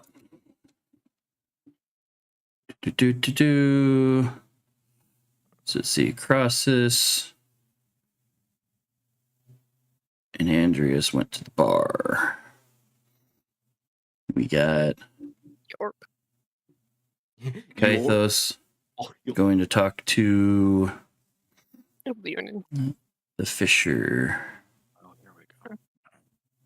Did I get his Leonin. actual name? I don't think did. you. Mm. All right, because the first time I talked to him was more or less figuring out like where his kids were. Yep. Oh, yeah. Protech went to the blacksmith. The other Goliath. And Elmos went to go hang with Loheim. Yeah. And Liv went to go find something to eat. We'll say Liv is also at the bar. For food and drink between the three of you. All right, so Kythos, you went to go check on the Leonin, who We don't teleport a lot. That's not. It's No. not a great sensation.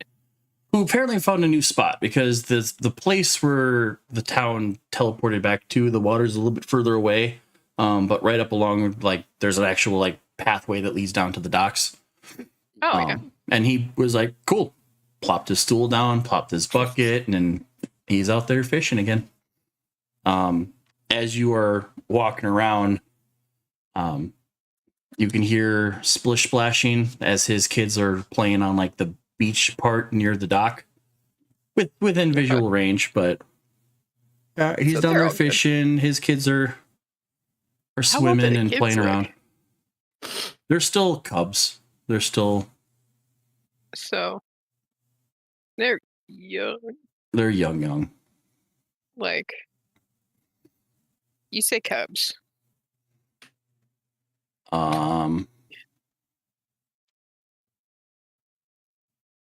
In their first few years, I don't know So they're how. like 5 or under. I don't know how if Leonin's aged the same as.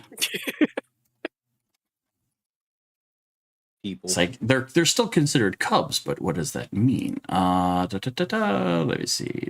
Checking. Okay, so they age the same rate as humans, so like they're between like 10 and 12 Okay. years old. They're still kind of young. Haven't really started growing any mane or anything like that. Oh, actually, they don't. They live a little bit less long as humans. Because what Yeah. humans, it's what 80, 90 or something Leonin mature and age about the same rate as humans. at the same rate, but we don't live as long. No. They just mature at the same rate. Like- So Usually up to 60.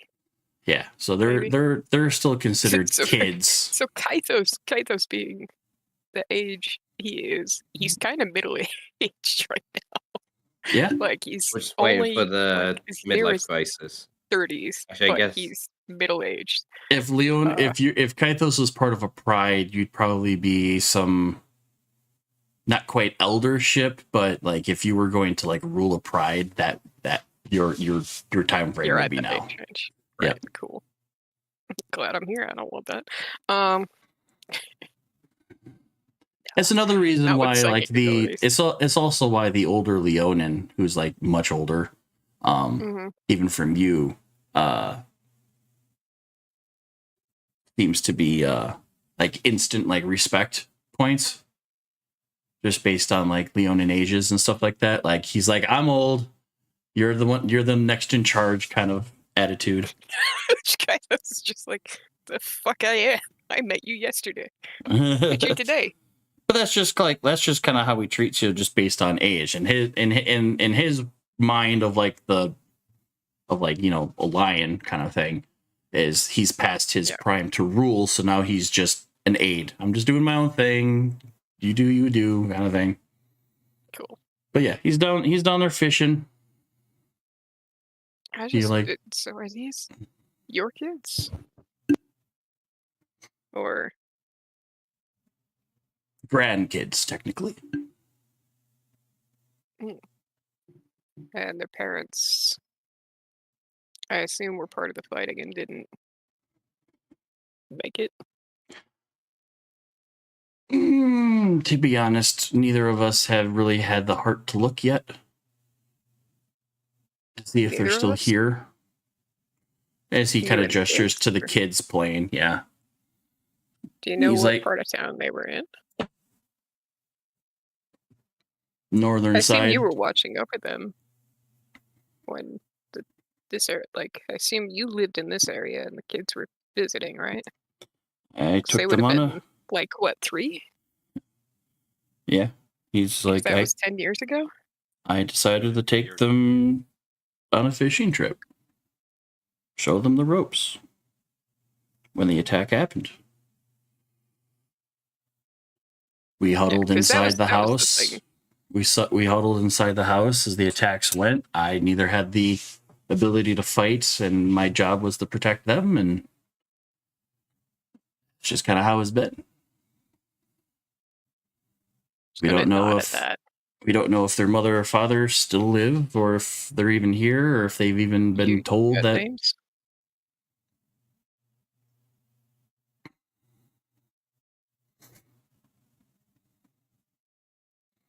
What he does is how many Leonins are exactly in this place? He pulls out a slip. He pulls out a picture of a Leonin female. Daughter? Her name is Zaya. Okay. I'm doing the she looks like this. This is from at least 10 years ago, if not more.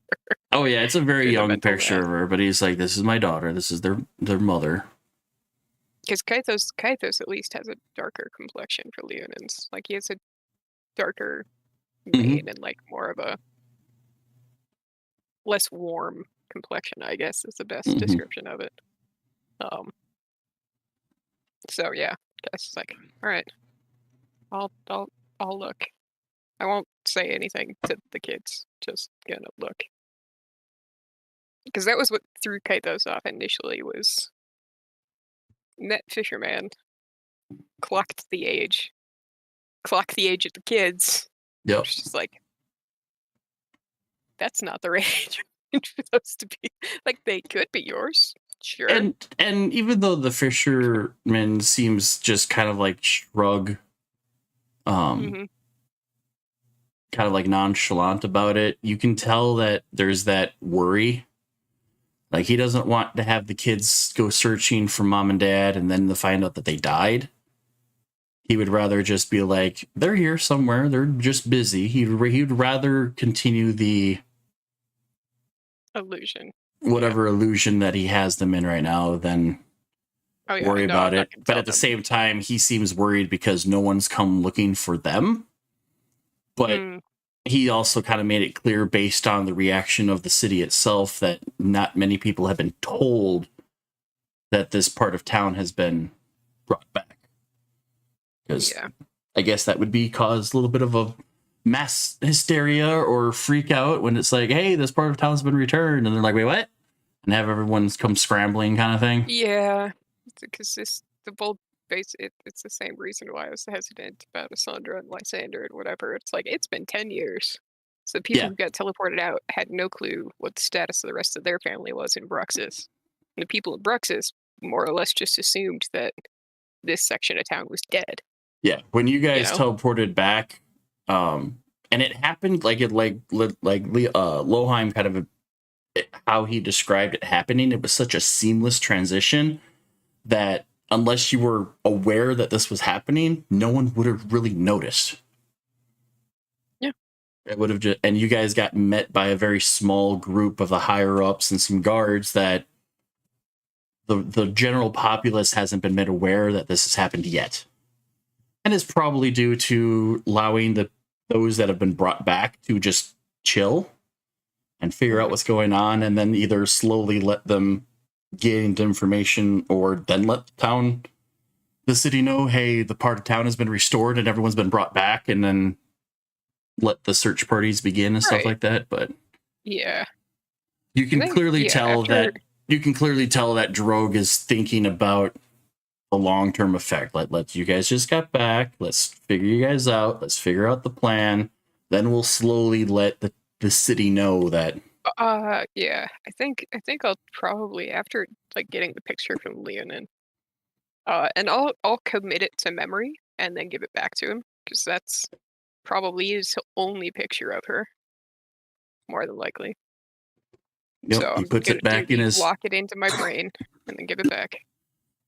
puts his back in part of a pocket in his tackle box, and And then I'll probably actually go find, because how many people were in this section of town? about 20 or 30.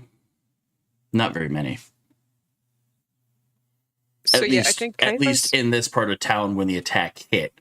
Obviously, the town is big enough to hold like maybe 50 to 100 people, but a lot of them Right. probably left to go join the fighting before this Right. part of town had been attacked. So yeah, I think because Kaitos is getting locked into that, like, oh, I can actually spread good news for once in my life. 'Cause he did do battles and had to do a lot of giving the bad news to be like various warriors' families and stuff like that. Like, they're gone now. Sorry. So he's now in like, oh, I can give good news. Okay. So now I'm basically gonna get like equivalent of a notepad or something like that, and I'm going around and like blocking of the town that just got teleported in, names, races, rough ages, that kind of thing, just so we have a log of who is in the town. Because rather than maybe then Drogue can track down their families in the town, and those are the people who get more private messages. Yep. So we can deal with the here's who we do have first before the rest of the town finds out. We have to deal with the who did they think maybe was in the town and now is finding out they weren't. It takes you a couple of hours of approaching each individual that you remember, and you just start making a log of, people and races, and they give you some names and they tell you, oh, we're looking for at about like the 20 or 30 people in the town, approximately like 8 to 10 give you like family names, like here's people that would be looking for us or we would be looking for. Right. Yeah. So now you have this small like 8 to 10 person list of people to go find. Yeah, more or less. Or talk to somebody who might know. Yeah, or at least talk to somebody who might know where they're at. Yeah, Kaitos is looking for that, like the good news. Let me give somebody fucking good news for once, for the love of God. Or bad news. Maybe they were happy they were gone. That's not for me to judge. But yeah, probably start with trying to track down the Leonin's family. Not that I'm biased, but yeah. All right. And I'll share my list with Drogue, because I assume Drogue and Asandra were talking and what have you. So make a copy and give it to Drogue. Tell him what I'm planning on doing. As you pass Drogue at some point and let him know what you're working on, he says once you've compiled your list, I would talk to Abra, because she would have the list of those who have perished in that war. Every recoverable person, dog tag, you name it, she has the book. As Drogue kind of stops, thinks about it, and goes, the Book of the Dead? Yeah. Of everyone who's died here, just so that if anyone came looking, because he tells you the story that Abra came up with this idea after like several waves of people have come left and then they were found dead later and then other waves coming looking for that previous party, that she started recording everyone who she has, at least in Bruxus, or has had scouts, fishing trips or what. Oh, we found another dead body washed up on shore. She tried to identify them, and because Abra's got the clerical, scrying and identifying and stuff like that, so she's got that ability to kind of go, "Who are you?" Okay, and then write down an info. Okay. No, then I'll head Abra's way. Okay. It's her death notes. So All right. In that meantime, Protech. Protech's still wandering around town, and you go straight to the blacksmith's building, which compared to most blacksmiths' huts are generally like low because meant for like shorter things and whatnot. But this one's like peaked really tall, not only because it's a pretty big forge, but because it's owned by a pretty big dude. Because you guys have seen a couple of different blacksmiths places, and most of the time it's like a house with like a workshop built off to the side, but this is all just one big structure. What is this? A smithy for dwarves? What? But so you kind of pop in, and here's the big old scarred up, hooded Goliath working on something in the background. Hey, I figured you would probably need some help getting set up, and many hands make light work. He kind of like turns and stares at first because reasons, but then he remembers that you're the one that he had help create earlier, and he's all like, "Yeah, come help me move this apple." All right. Like, you're coming in all talkative, and he's just like, "Okay." Like that momentary stare down of like, should I trust? Should I eat out window? No, you're good. Good luck. And so you guys take some time to move stuff around, get all set up. When you guys teleported back, you can tell that he had some equipment that was originally outside the town area that he had set up for different reasons. He's got basically like a coal burning, or basically like a steam powered wood chopper.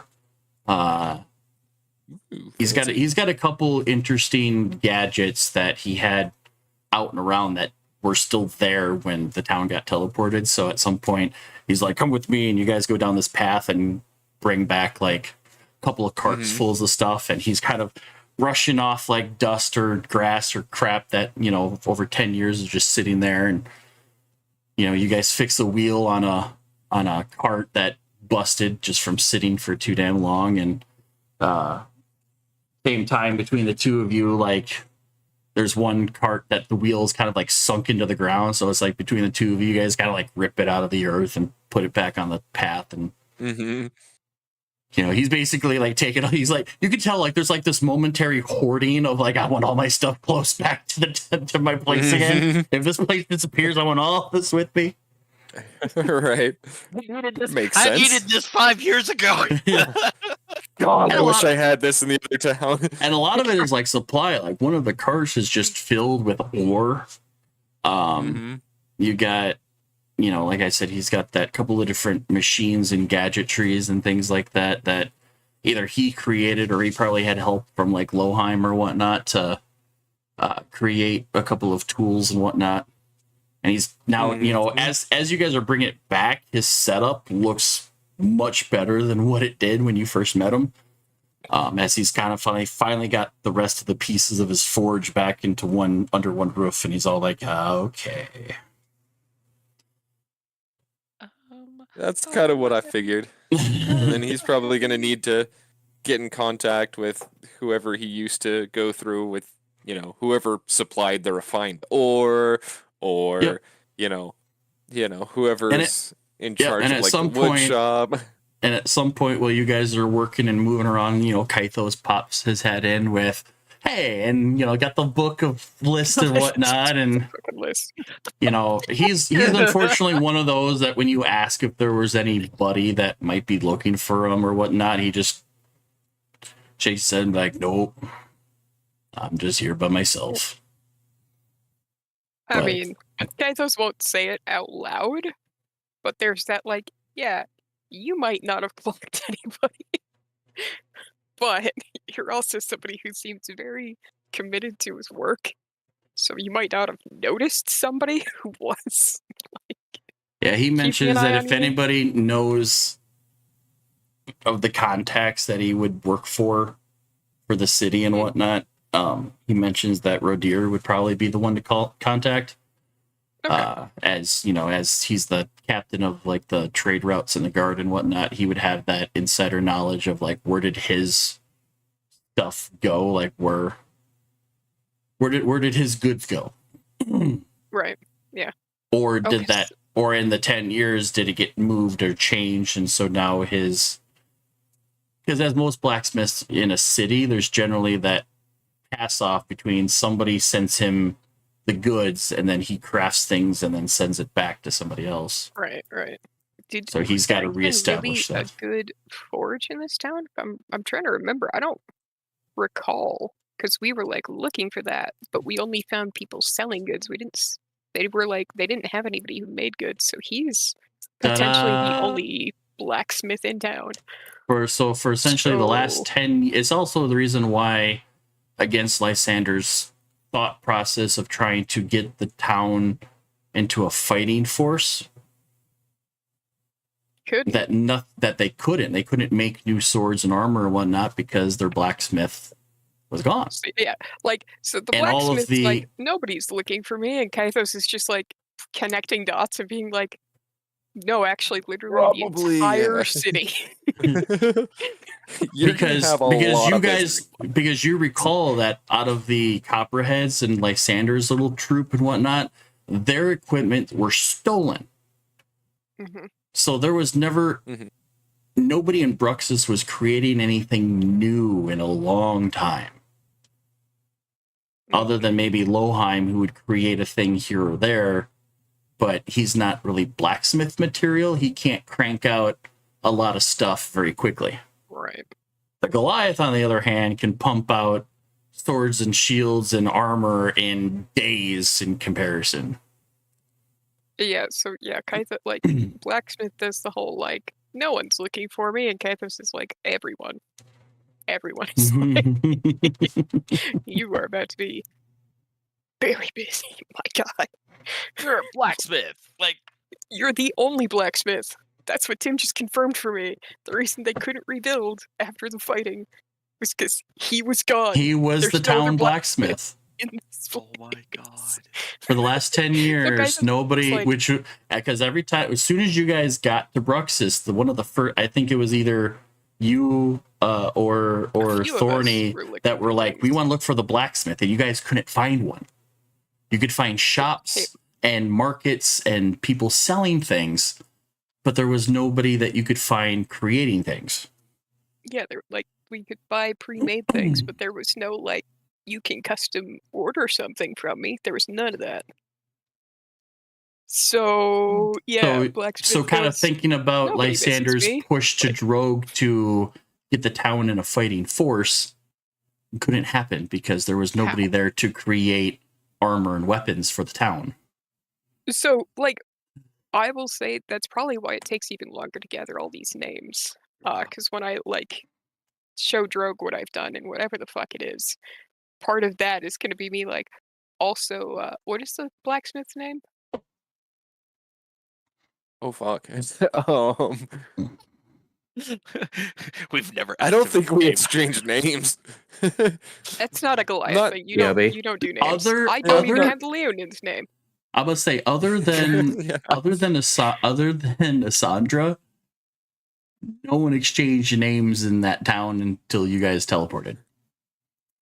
Okay, I would have gotten the Fisher's name. If I'm going and looking for his fucking family, I got his name, but I want that. Yeah, Fisher's name you find out is Raku. Raku. Daughter's All right. name. Raku, Zaya. Raku Zaya. Okay. Yep, Zaya is ZYAH. But yeah, Very. I would get the. I mean, I would have gotten the blacksmith's name because I'm doing my inventory of like who do we have. So if Kythos puts together the dots, there's probably a break in getting all of the names where Kythos is gonna like beeline to Drogue and Rodir and be like, by the way, guess who's back now? Blacksmith. So what's the You guys blacksmith can name? rebuild. Yeah, what's the Goliath's name? When you guys asked the Goliath's names, His he name is just kind Smith. of no, he has a name. Dang it. He's just there kind I'm of named after what I do. after a little chuckle, he says his name is Brock. Brock. Because when he was discovered sleeping on the side of the road, someone thought he was just a big rock. Is that a God of War reference? Brock Oh. the blacksmith. Oh my No. god. No, that's amazing. No, No, okay. because someone there's- thought he was a big rock, so Brock. Yeah, so I'm gonna like there is a pause in getting the names after Kythos does the like wait a minute. So it's like one Goliath is named after what someone thought he looked like, and the other Goliath is named after something he does.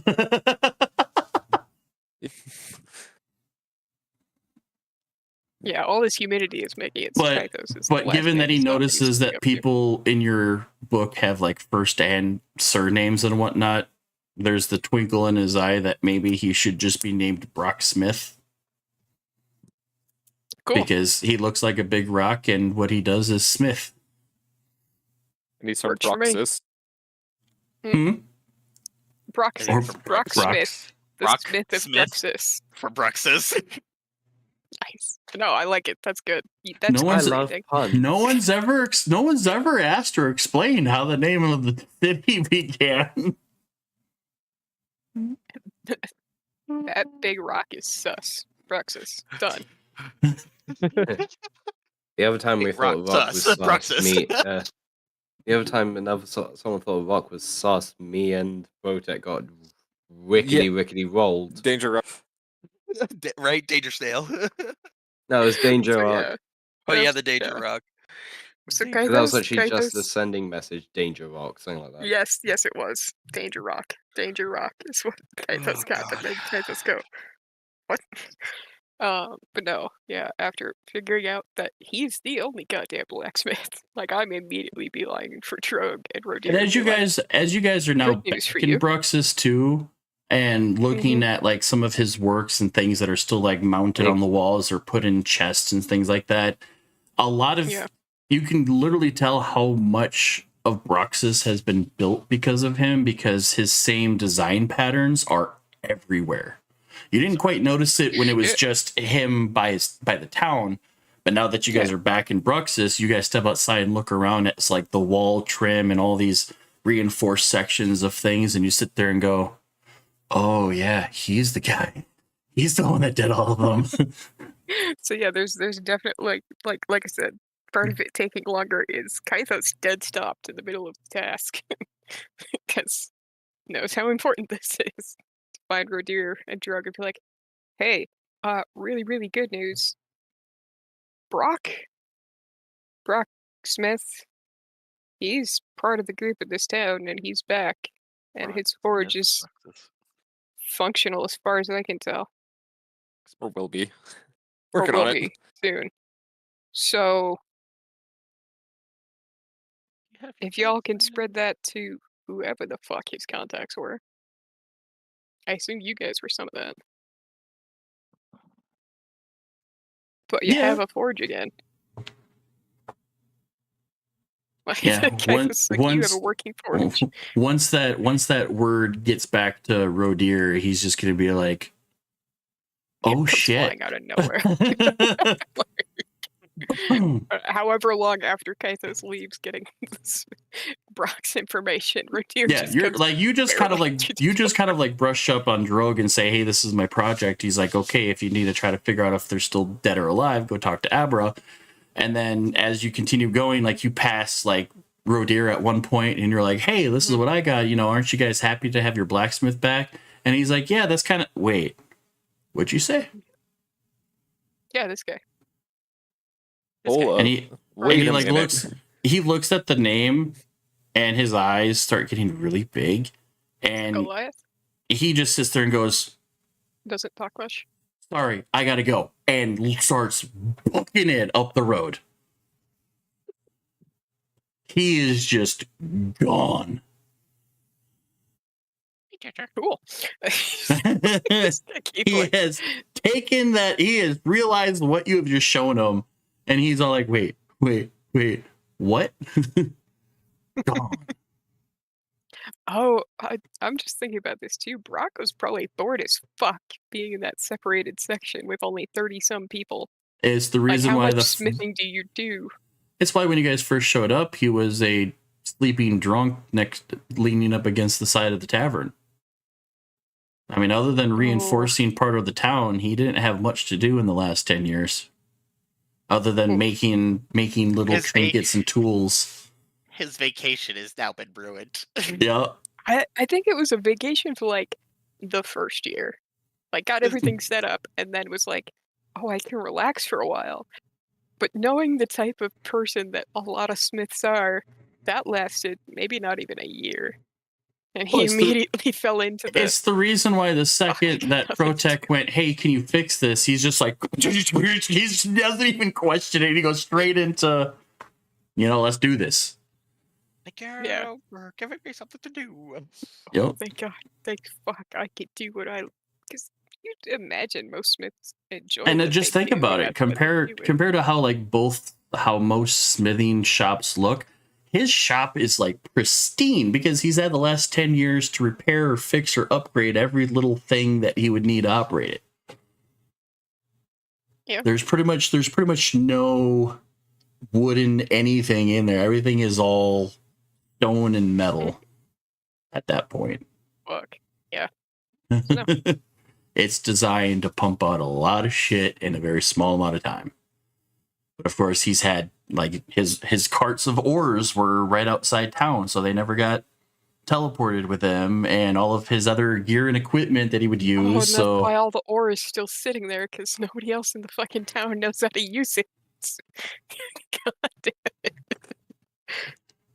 Their main supply, because when you consider the map, you have the city, you have the boatyard, and just kind of south of the boatyards is this destroyed part of town. This little section of town was right next to the docks. So anytime they traded ore with Apollona or the fishing towns of Lake Jordan would come in, they would process. This little town processed a lot of the stuff that came in. So losing this part of town had more or less put Bruxus on a complete standstill of progression. As you guys are figuring out by, walking around and talking with everybody, it's like, yeah, the town made do of itself because they were able to raise, animals and farms and stuff like that. But as soon as they start putting themselves back together, you're realizing that, when Lake Jordan would bring, fresh crops in, the big old tavern that supplied food and drink for the entire part of town was actually designed to process the grapes into wine and the wheat and barley into the ale, and the blacksmith was close enough to the their water. Commerce section got teleported out. Whoa. Which is why it was so close to the docks where Bruxus did all their trading via the water. So everything would come to the docks. They would ship it on carts over to this part of town. They would process it and send it back up to the town or to the city. So it's not just, hey, this just little part of town just got zapped. It was a major crippling event that quote got destroyed, according to Xenocrates. Whoa. Now that we got all of the missing parties back together in one group, you guys are like getting lore dumped because all the answers to the questions you guys had were all scattered in different places. And now that you finally got them all in one room, God damn it, okay, sit in somebody one spot. answer this question. Somebody pipes up. Okay, somebody answer this question. These two people pipe up. Like you got everyone here that they can fill in all of the missing details. And now that the town's been restored, you're realizing, oh, this is a big fucking deal, which is why most of the town just kind of seemed like when you guys showed up, it was, hey, it wasn't anything like spectacular or here to save us. It's just, we're bored. We haven't had anything to do in 10 years. Oh, Marco, God. I'm gonna hurt you. Got our mundane life. Marco. What is Marco being doing? a terrorist. He's just sitting here nibbling on the plastic of my trash, my trash bag. So yeah, back to protecting the Smith after Kaisas's interruption. We're just doing things. Understand. Fixing And in like half an hour to an hour, Rodier's gonna come busting through that door. So yeah, so you guys are doing that. Protech, are you asking or suggesting or wanting anything to do while you're there? Anything that needs to be done as far as, Okay, getting everything squared back up and okay, ready to go. yeah. Once he's all set up to go, without really saying anything because he's not much of a talker, he starts going to neighbors and help them set up, and you're just so like you guys have like almost at hours and hours go by, and you realize that you're just helping people move back in, like setting up things that equipment that looks like it hasn't been touched in forever.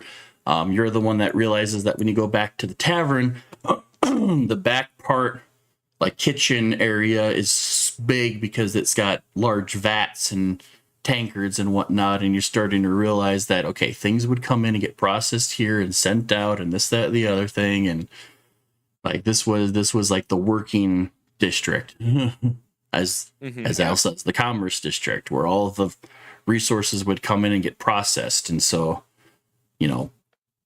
what was originally looked to be just like a little farmhouse that had pigs was actually like the butcher shop would come in with the slaughter of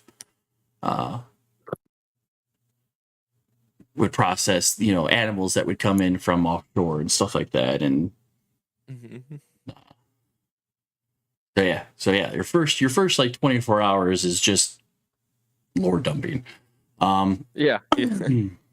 Protech's just helping out because he's built like a workhorse. You might as well act like it. Right. And it's he likes helping out. And occasionally you run into Loheim that swings by and he's watching you working, like, oh, you're here to help out? Okay. Cool, thanks. Of course. He comes in and checks in on a couple of people, and he disappears back again to go back to his workshop and whatnot.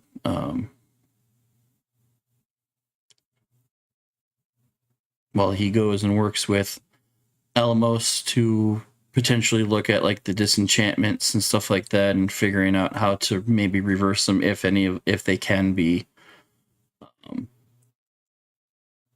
And then the other three, Crossus and Liv, at the bar looking for food and whatnot.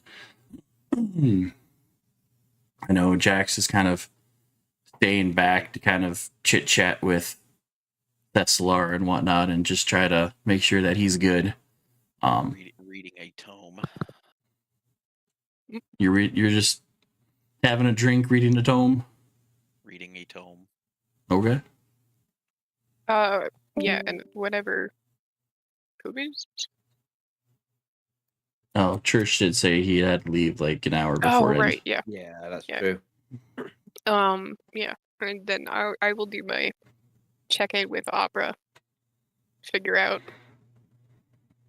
who's, and hey, I've got a list of, like, she probably was getting, there was probably a section up there that helped her, right? Like,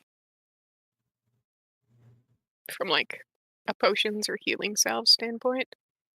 Oh yeah, yeah. Part of that town literally had herbs and whatnot would come in and get processed into bandages and salves and maybe like healing potions and whatnot. Now, granted, with her own skills, she's been able to make do and whatnot. There's a couple of weavers that were part that stayed behind and weren't part of that district when the fighting happened. And but even when you met her she could do things, but her resources were pretty thinned. Were pretty fair and fell between. The ability to reverse age two of your teammates when you guys first met her after they were cursed was kind of a big freaking deal. Greater restoration. But if anything, that was kind of just displaying the power that the firsts have. I think once you figured out that she was part of the original team.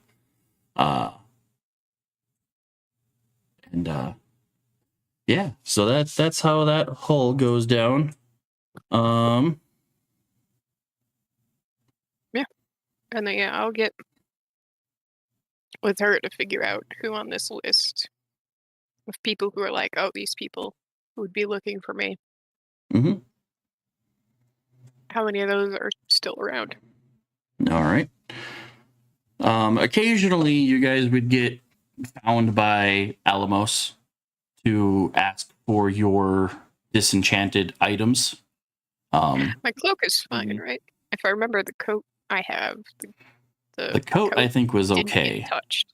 No. Yeah, I think that was. I still have a list of just the things that were affected. Let's see. For you, it was just the Blood Whale Vial, and Horn of Blasting, and the Mind Blade's longsword that were affected. But yeah. So I'll give all three of those to Alamos. There is going to be one moment of weird conversation when Alamos finds Crossus, because after the disenchantment, you guys had traded items. There's probably going to be a mention of if Loheim can restore these. Are we needing to trade back, or is that going to be a discussion for if and when it happens? What was given to them again? You guys traded out. I think didn't you guys traded out the Ring of Evasion for the gauntlets? I thought. Might have to wait for Daniel to come back to do that. He was trying to tell me when I told him to check his Ring of Evasion. I accidentally renewed That's right. There was the ring. He did give me the disenchanted ring. Yeah. And I don't remember if you gave him the good braces of archery or if you gave him the backup set. No, because you had a lesser version too. Yeah, which those were the bracers of archery were given to. If I'm not mistaken, I have them. No, I took them back. Oh, you did? Yeah, because I lost the better set, the greater. Yeah, the blood. Crosses had the dagger of venom and the greater braces of archery. Yeah. Yeah. But then there is still the bracers of accuracy that you had too, if I recall. Yeah, there was the bracers of accuracy, which basically it was a +2 to hit, +1 to damage, and that was like wisp spells and range attacks. The bracers of archery are just +2 to range attacks, which is what I gave to Daniel in exchange for the disenchanted ring, because I can infuse a simple ring later on, Mm-hmm. and it +2 to my range. I mean, it's if nice, they but can, I mean, if it can be re-enchanted, I would actually like the ring back. yeah, fair. I mean, I can always pick up just a mundane ring. That was just Mhm. the thing. So yeah, clearly, if the ring can be brought back, I will give the give it back. Yeah, and I'll give you the braces back. Well, no, keep the bracers or give them to because if the bracers of the bracers of accuracy, which are better, if those come back, then I'll take those. Gotcha. Because they're the ones that add to both spell and range attacks. Yeah, I remember that. I remember you saying that, yeah. Yeah. Yeah, those are fucking nice. Yeah. So. Oh yeah, the Ring of Evasion had the 3 charges, and if you fail a dex save throw, you can use a charge to succeed instead. Yeah. So it was good for if you were trying to not get hit. Yeah. So I'll go ahead and I'll just take the signet ring off of my inventory. Well, we don't know if the ring. We don't know if it can be re-enchanted yet, so this ring just might come back to you. Oh, okay. Well, if it does, then.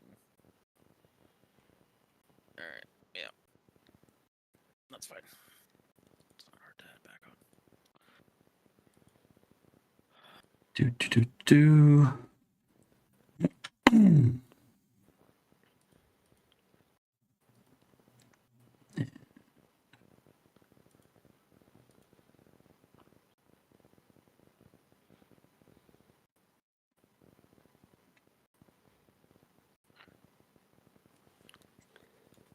So you guys are like, this is going to be taking like pretty much the majority of the day or whatever that you guys had doing this.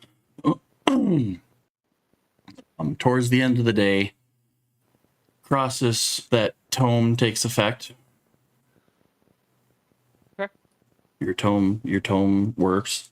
In the middle of collecting and helping Loheim collect the items to try to see if he can re-enchant them or not, Alamos figures out the Enerving Blade a bit. Yeah. Especially with Loheim's help, able to also figure out some of the drawbacks on it.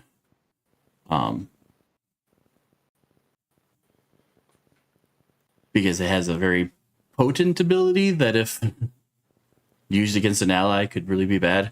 Wait, what was it? I'm looking at it now, but it's anybody that you hit with, they can't heal themselves until the start of your next turn. Oh, that's not on here. No? No. The only thing it has is that you have a +3 to attack and damage rolls made with this magic weapon. Doesn't mention the healing property. Oh, that's the other weapon that I was thinking about. Oh, Okay. so I don't have that. I think it's in the Mondays group. There's someone's walking around with a blade that when you deal damage to somebody, they can't heal from it. Okay. But this one's just a little different. I mean, I'll take the +3 to attack and damage.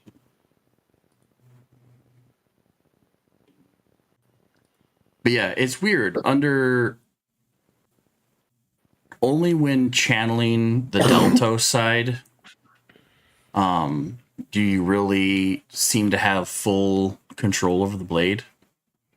Right. Okay. Because just based on its attunement requirements. It's a rage weapon. Uh-huh. It's a rage weapon, kind of. And you kind of figure out too that this would also be a weapon that could be utilized along the side of most of your blood hunter abilities. Oh. Like wielding it while transformed kind of thing. Oh, yeah. I didn't think of that. Well, because this your could be fun. transformation is basically like a barbarian rage, so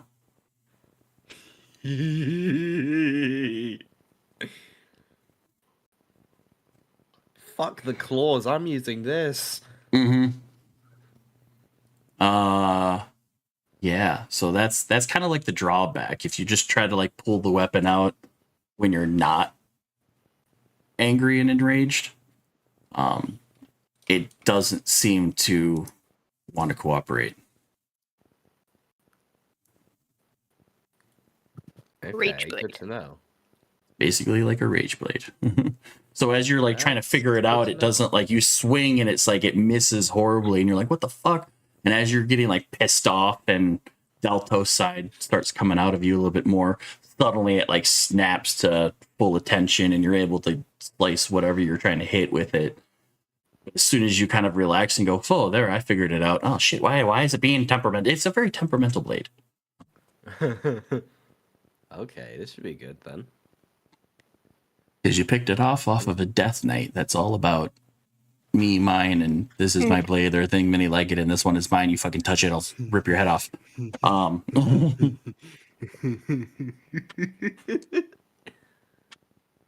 But you see, Alamos, you kind of notice by the end of the day, there's a very tired Loheim with 2 piles of items on the table. Oh, buddy. One that seems to be one pile that seems to be glowing and Excuse me. seemingly back to normal, amongst other things in there. And then another small pile of things that he looks at with like disgust and disappointment. Because he couldn't fix them. Yeah, because it could. Most likely. I'm all about perfection. No, it didn't work. I'm pretty sure I know at least one of the items in that pile.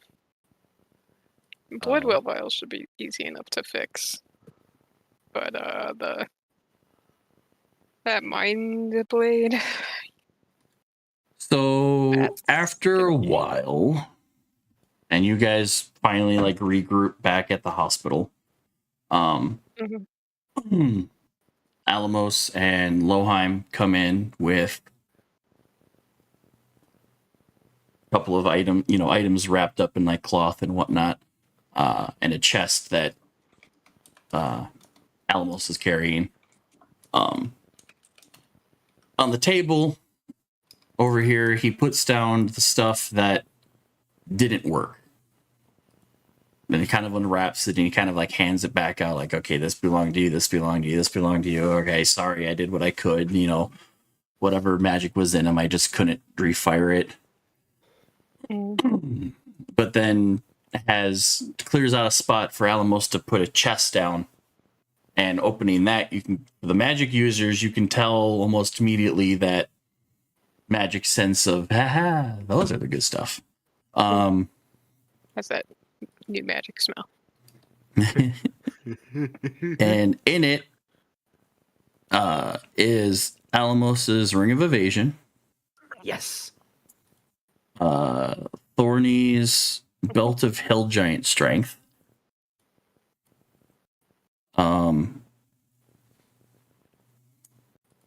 Protec gets his shield back. Hey, Didn't Protec have a belt? He Belt had a of dwarven kind. dwarven kind, which also is given back to you. Oh shit. But in the sadness of not getting your cape, flame tongue, or trident back up and running, he mentions he was able to reuse the bracelet aspect of the trident, and hands bracelet to you. And he's like, it might require some concentration, but if you can figure it out, I have it attached to a new weapon. Which one? Open it and see for yourself. This guy I made try to Stormbreaker. try to summon it. Yeah, so Protect slips the bracelet part of it back on and takes an action to summon, and what kind of like materializes in this sudden bright light, you have in your hand a Goliath Warlock. new battle axe. He made Stormbreaker. And Loheim just kind of smiles and says, I call it the Sun Splitter. Very nice. From hearing the stories of your robotic companion here, and the stories of your guys' adventures throughout the little bit, I figured you would get good use out of this. Probably. How does it work? Once a day, he says you can throw this weapon, and if it hits a target, it explodes in approximately 66 radiant damage. And every creature, which means enemy or ally, has to, and within 15 feet of that impact, has to pass a dex save or take the 66 damage as well. The axe disappears after it explodes and can be resummoned on your next turn using an action. Oh my god. Mm-hmm. Very cool. Basically, he's linked the bracelet to a weapon that when thrown, it explodes. And then he can rematerialize it from the bracelet. He basically turned the bracelet into a copy. Mm-hmm. A copying machine. I can throw this battle at us, it explodes, and then next turn it doesn't return, it just rematerializes. Parallax brought to you by TDR. Oh shit, yeah, that is what it is, isn't it? Yeah. I was just Yeah, it is. Throw! Holy shit. Rematerialize in hand. Yep. Holy shit. Oh fuck. This bitch empty. Yeet. He then continues to hand My out. axe ran out of juice. He continues to hand out, hands the greater braces of archery back to Crassus. Wait. He couldn't get the dagger of venom working again, but he got that one Technically, working. I'm going to add that to the bayonet attachment to like one of my guns. Oh, nice. You got a stabby feature. Stabby. Hey, we all have stabbies now. He then hands Andreas the reworking Mace of Disruption. Ooh. Nice, nice. So now it deals the undead damage again. Wait, where's Parma? I just realized. Parma had to step out. He dipped. He I had think, a at home. His Parents were being environment too out loud. of his house. Yeah. Ah. Yeah, he said for somebody to kind of control him if we had to go into combat. For Kythos, your vial gets returned, Mm-hmm. and your blade gets handed back, but it's still just the hilt. He says that whatever caused it to stop working wasn't the null field.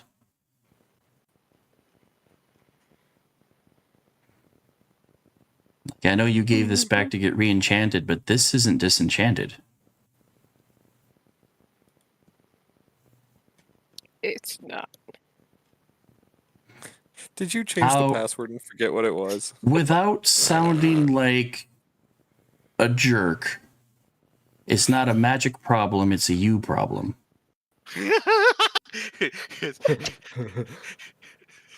I think they make Issue rules between- for that. Issue between keyboard and chair. We is also the call that most an ID sorcerer- double, an ID That is and the T most error. sorcerer thing ever.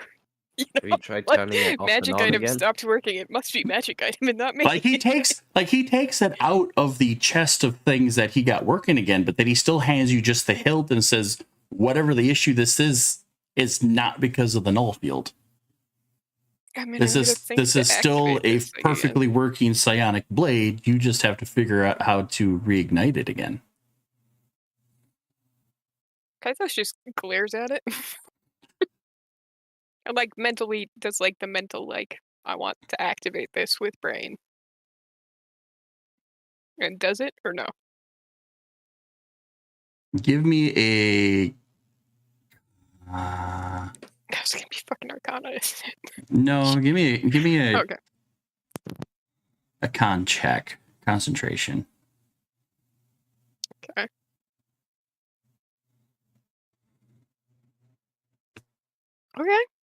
Okay. As you're trying to like mentally go, I want you to turn on, you almost hear this small voice linger back to you with no. It's a Zanpakuto. Like Kythos Hey. does this, and you watch the frown like deepen and be like, bleach sword. Zanpakutos. Oh, it's Banner and Hulk. And then goes over to Jax and hands him back his Rod of the Pact Keeper, but couldn't get his cloak to rework again, which was probably the bigger disappointment for Jax, because his Cloak of Displacement was probably his favorite little tool to have in battle. oh wait, did I get the horn back, or is the horn still sitting on the table? Horn's on the table. It's just a horn. He couldn't get the magic of the Sonic to actually happen, unfortunately. You know, that's probably for the better. Like, useful item. That percentage chance of it just exploding, however. Yeah, the chance of it exploding no longer exists, but he couldn't get that. Yeah, he couldn't get it to I'm gonna reignite. walk over to Protect and be like, you want a horn? It's just a horn now. It doesn't go boom anymore. Oh, you could probably make better duck sounds with the horn cane. Oh my god. Don't Protect, tell him you that want if a he horn? puts that on. Don't tell him that if he puts the bigger section on his face, it looks like a duck bill. Don't tell him that. That would be amazing. And Yeah, I'll just hand it to him. you know, Loheim also then mentions that you guys might be. He's got a plan, but you guys need to stay here for like another week or so while he finishes his plan. Mm-hmm. And then he kind of looks over at between Liv, Alamos, and Protec and say, I might need of your services in the next coming days. Liv, Alamos, and Protec. Yes. Huh? Just out of nowhere, like what? Why not now?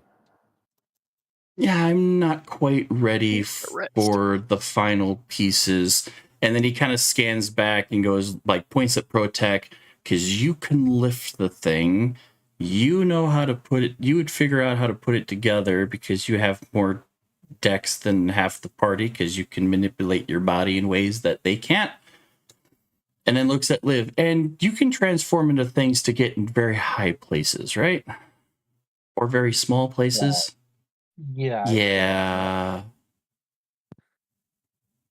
Because he thops and thinks, because there's Crosses who's got wings, and he's like, you can get into very high places, and then stops and goes, or very tiny places.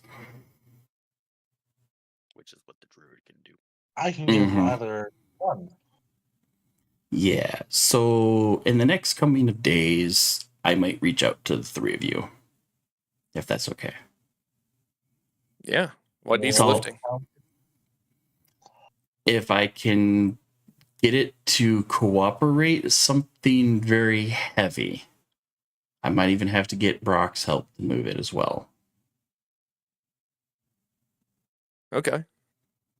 Kaithos will just. Kaithos is still glaring at the sword, in, like confusion / like, the fuck is in here? And Kaithos will just kind of look up and be like, if that doesn't work, I have telekinesis. Just use catapult on it. I don't have Just catapult use it as a anymore. weapon. I don't think I have catapult anymore. Oh, Hey, Badger, did I get anything back? I didn't hear part of it. I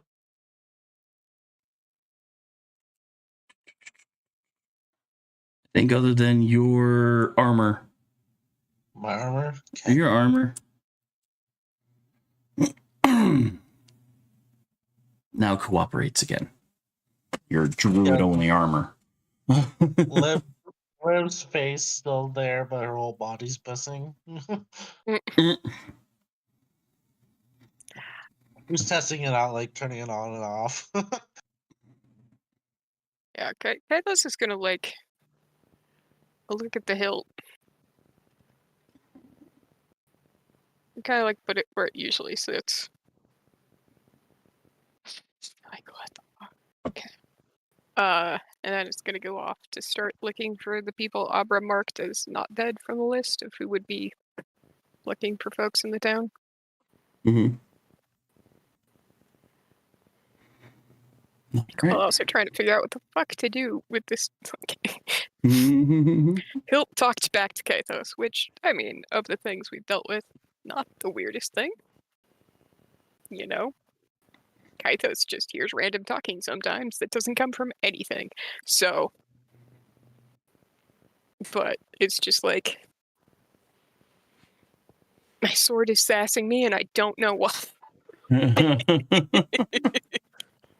My sword just told me no. So, I will actually be right back myself.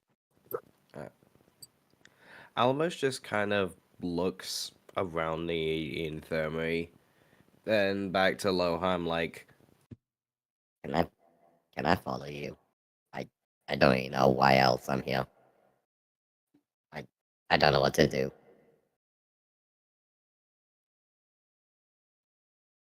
Well, certainly I can put you to work. If you don't mind it. Yes. Alrighty. Eventually Loheim takes off. Almos is gonna go join him for that. And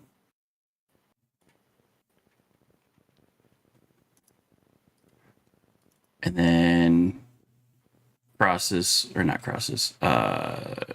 went to go try to find people in the town. Well, after talking with Abra. Mhm. Alrighty. I believe that's what Al said was going. She was Yep. going to do for him. So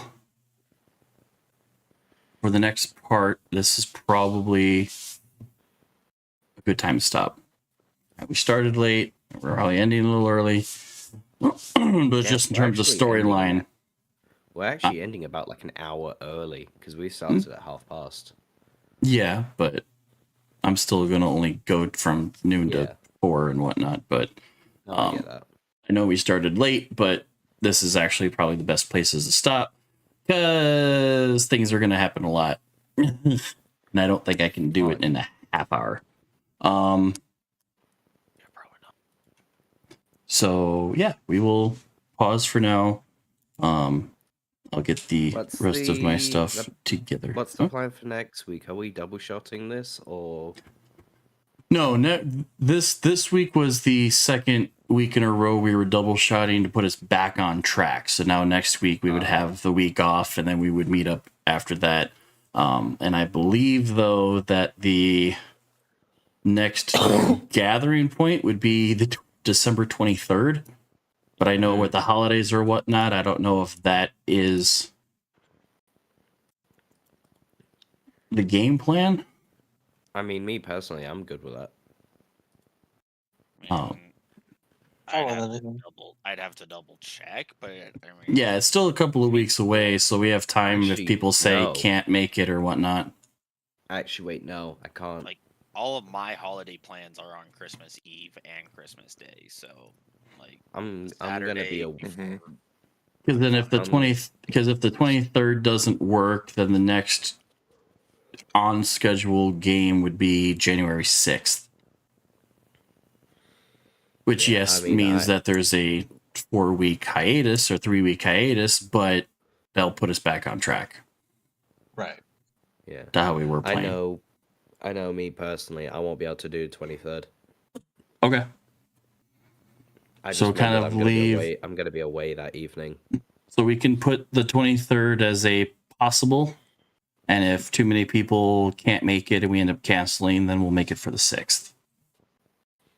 Damn. I know that's a lot, but this is what happens when you get to the holidays. Is Yeah. even Mondays have had, even for like Monday's group, I'm anticipating a couple of weeks of being down because of holidays and whatnot. Yeah, no, that's fair. The funny thing is that I have no life, so basically I can do any day.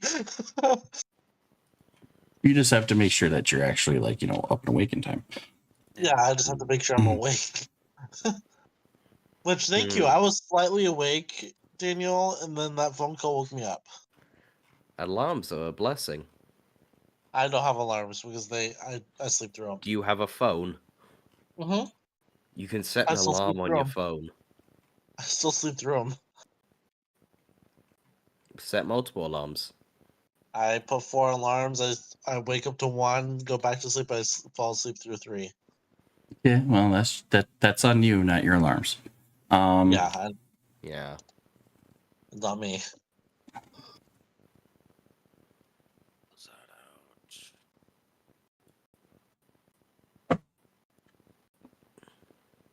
And then we'll go from there. So I'll post that there. So next session time. So then with that, we will say adios to Twitch and YouTube. I know this was kind of a weird little session because we haven't met in a little bit, but this is also a lot of downtime. Yeah, this is also a bit more lore pushing and downtime. So between now and next session, think of things that your character would like to do during the downtime. You can either post here, you can DM it to me. I can try to squeeze it in as we go and kind of go, okay, you've had like 2 weeks of downtime. What does your character do? If you don't say anything, your character doesn't do nothing, and then don't get mad if everybody else gets things and you don't. But make sure post go what your character is doing or wanting to doing or planning. I know some people have already said what they're going to be doing in the 2 weeks. And we'll make it work from there. Hey, So, hey, Crosses. D. You said something about acquiring a mundane ring. I happen to have about 4 pounds of gold and access to a smithy. I mean, that's feasible. Did the ring of evasion get fixed? I wasn't. Yes. Yes. Oh, okay. So at some point, then maybe Protech wants to use the gold to make a gold ring for me. That's fine. Yeah. I'm not objective to. I think at some point, even at that 2-week period, if that was the case, I was just gonna go find somebody who can make a gold ring or just a ring. Well, search no more. There we go. Party, self-sufficient. That's what we like. I just realized something. And if Now anybody in town, has on their character sheet any kind of gems or whatnot that you guys have picked up along the way, we can sell the egg. No, we can't. Maybe. You're not selling Jimothy. Jimothy. I want the money, damn it. I swear, I don't know. I swear, I think there's And something. I in want there, an omelet. and I That think doesn't we mean it's can- gonna fucking happen. I think it's gonna happen. I think there's something in there. Okay, so let's break it before it does then. No, because I want to tame it, turn it into my wizard henchman and ride around on a dragon. Oh yeah, let's drive on my dragon. That we call it duck because Protec. No, if we're gonna call it anything, we're calling it ARPA. Welcome back, Al. So, as we were just saying, this was actually probably the good time to call it for the night, call it for the session, because the next part is going to get pretty feisty.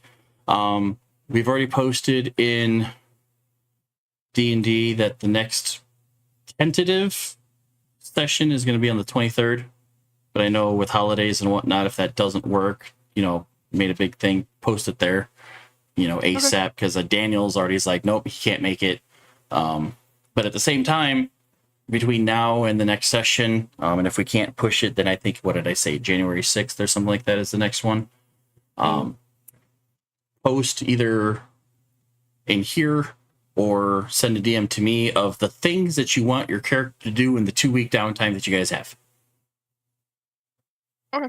Because I know you've already said a couple of things out loud. You're going to try to figure out your sword. You're going to go find those 10 people potentially around town. Some people have already said what they want to do, but it's like, I'm going to have everybody post there what your character is going to be doing, or wants to do, and we'll try to fill it in next time. Because there's been a couple of times where it's like, you guys have downtime, what do you do? And 3 people say nothing, and then they wonder why everybody else has a bonus and they don't. Well, why couldn't I get some? You didn't tell me what you were going to do in the downtime. Your character just sat there and got drunk for the last 2 weeks. I don't care. I don't know. So if there's something that your character wants to do or learn or research or practice or this, that, and the other thing, put it all there, and I'll try to make it work. Just because I was about to trigger the next little bit, and I was like, nope, I don't think I can fill it in like 30 minutes, so we'll stop it now. And that will be the fun part for next time. But yeah, we will at that point say adios to Kicking YouTube, and we'll pick it up in a couple of weeks. If we don't see you by the 23rd, then have a good happy holidays, and we'll see you in the new year. So until then, peace. Bye. Bye.